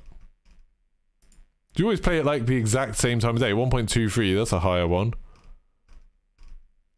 There you go. Oh, you had a 0.63 there in some unknown mode. You had a 0.63 one. Where you got 2 kills. So you get them occasionally. That was a month ago, though, was the last time you had a 0.6 lobby. Why does it say unknown mode? That's weird, isn't it? I wonder what that was, whether it's like a limited time mode or something. Because I think limited time modes have less matchmaking. Yeah, 1.22. So yeah, you don't quite get the hardest lobbies that I've had, but you also get a lot more just over 1. It's like 1 to 1.110. That's crazy. May have been Last Stand. Maybe. Don't know. What's this? Battle.net. Let's try one more. Okay, then I'm going to stop doing this. Darkness Soul. 21498. There we go. Gotcha.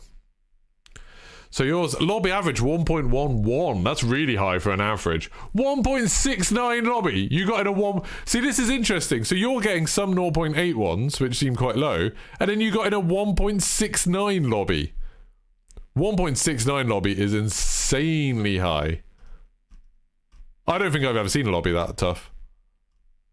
But then you're getting more games as well that are like below a 1. Not loads, but like more than Skriz was.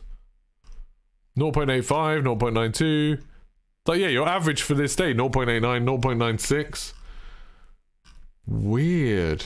Your lobby average there, 1.15, 1.34, 1.3. It's so weird that, like, how does skill-based matchmaking work like that when you're having... Like, you're having a much bigger range of, like, hard, much harder lobbies, and then some slightly easier lobbies. It's so bizarre. I suppose it might be just times a day and stuff like that. And it's also interesting here where you can see where you've won games. Like, you won a game, then you went to 1.1. Then your next game was easier. And people are always like, oh, when you win, it suddenly gets hard. But then you won a game and you went to 1.69. Then you won another game. Oh, you won a plunder and it went to 0.88. Why did you switch to plunder? That was odd. because you had such a hard game. That will probably, yeah, like 0.92, then 0.91. Oh, that one it went harder. Definitely. You thought the stream ended? No, I kept on going for a bit. Oh, gun leveling. Depends a lot about the teams. Oh yeah, I suppose if you've changed the players who are playing with you. So let's find that crazy difficult one. Where's it? No, 1.69. Who are you playing with then? So there's someone in there who had a 4.17. But to be honest, this lobby doesn't have many like absolute demons in it. Instead, it's just there's a lot of people who are very good, which is kind of interesting. Just lots of people who are very good. That's really interesting. Let's go back. What's your best matches? 60. Yay! I love it when I look at someone else's profile and now I've got a higher kill than them. 17. I'm going to show off about that forever to anyone who's got less than 17, and then I'll just stay quiet when I'm talking to like Broken and Westy and that lot because theirs is much higher than mine. They're all like, oh, mine's 29, mine's 30. Which is much better. Who's this one? Oh, it's still Darkness Soul. Let's look at Squizz's best matches. 16! Yes! You lot can stay in chat because I've got one more kill than you. One more. Rebirth Kingslayer. I don't even remember that mode.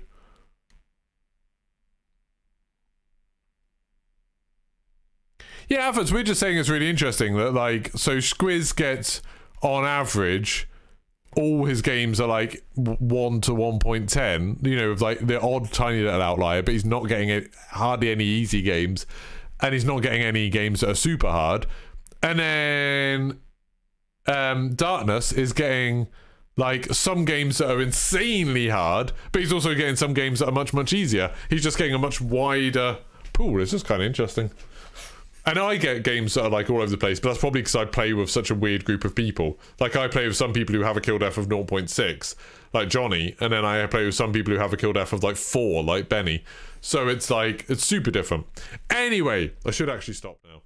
So thank you very much everyone who's been watching. Enjoyed that a lot. Sorry the last hour was just sort of mind us talking about skill-based matchmaking and social media and stuff like that, but I had a good time. I'm going to stop now, make a video about the aim assist stuff, and I'll see you tomorrow. Goodbye.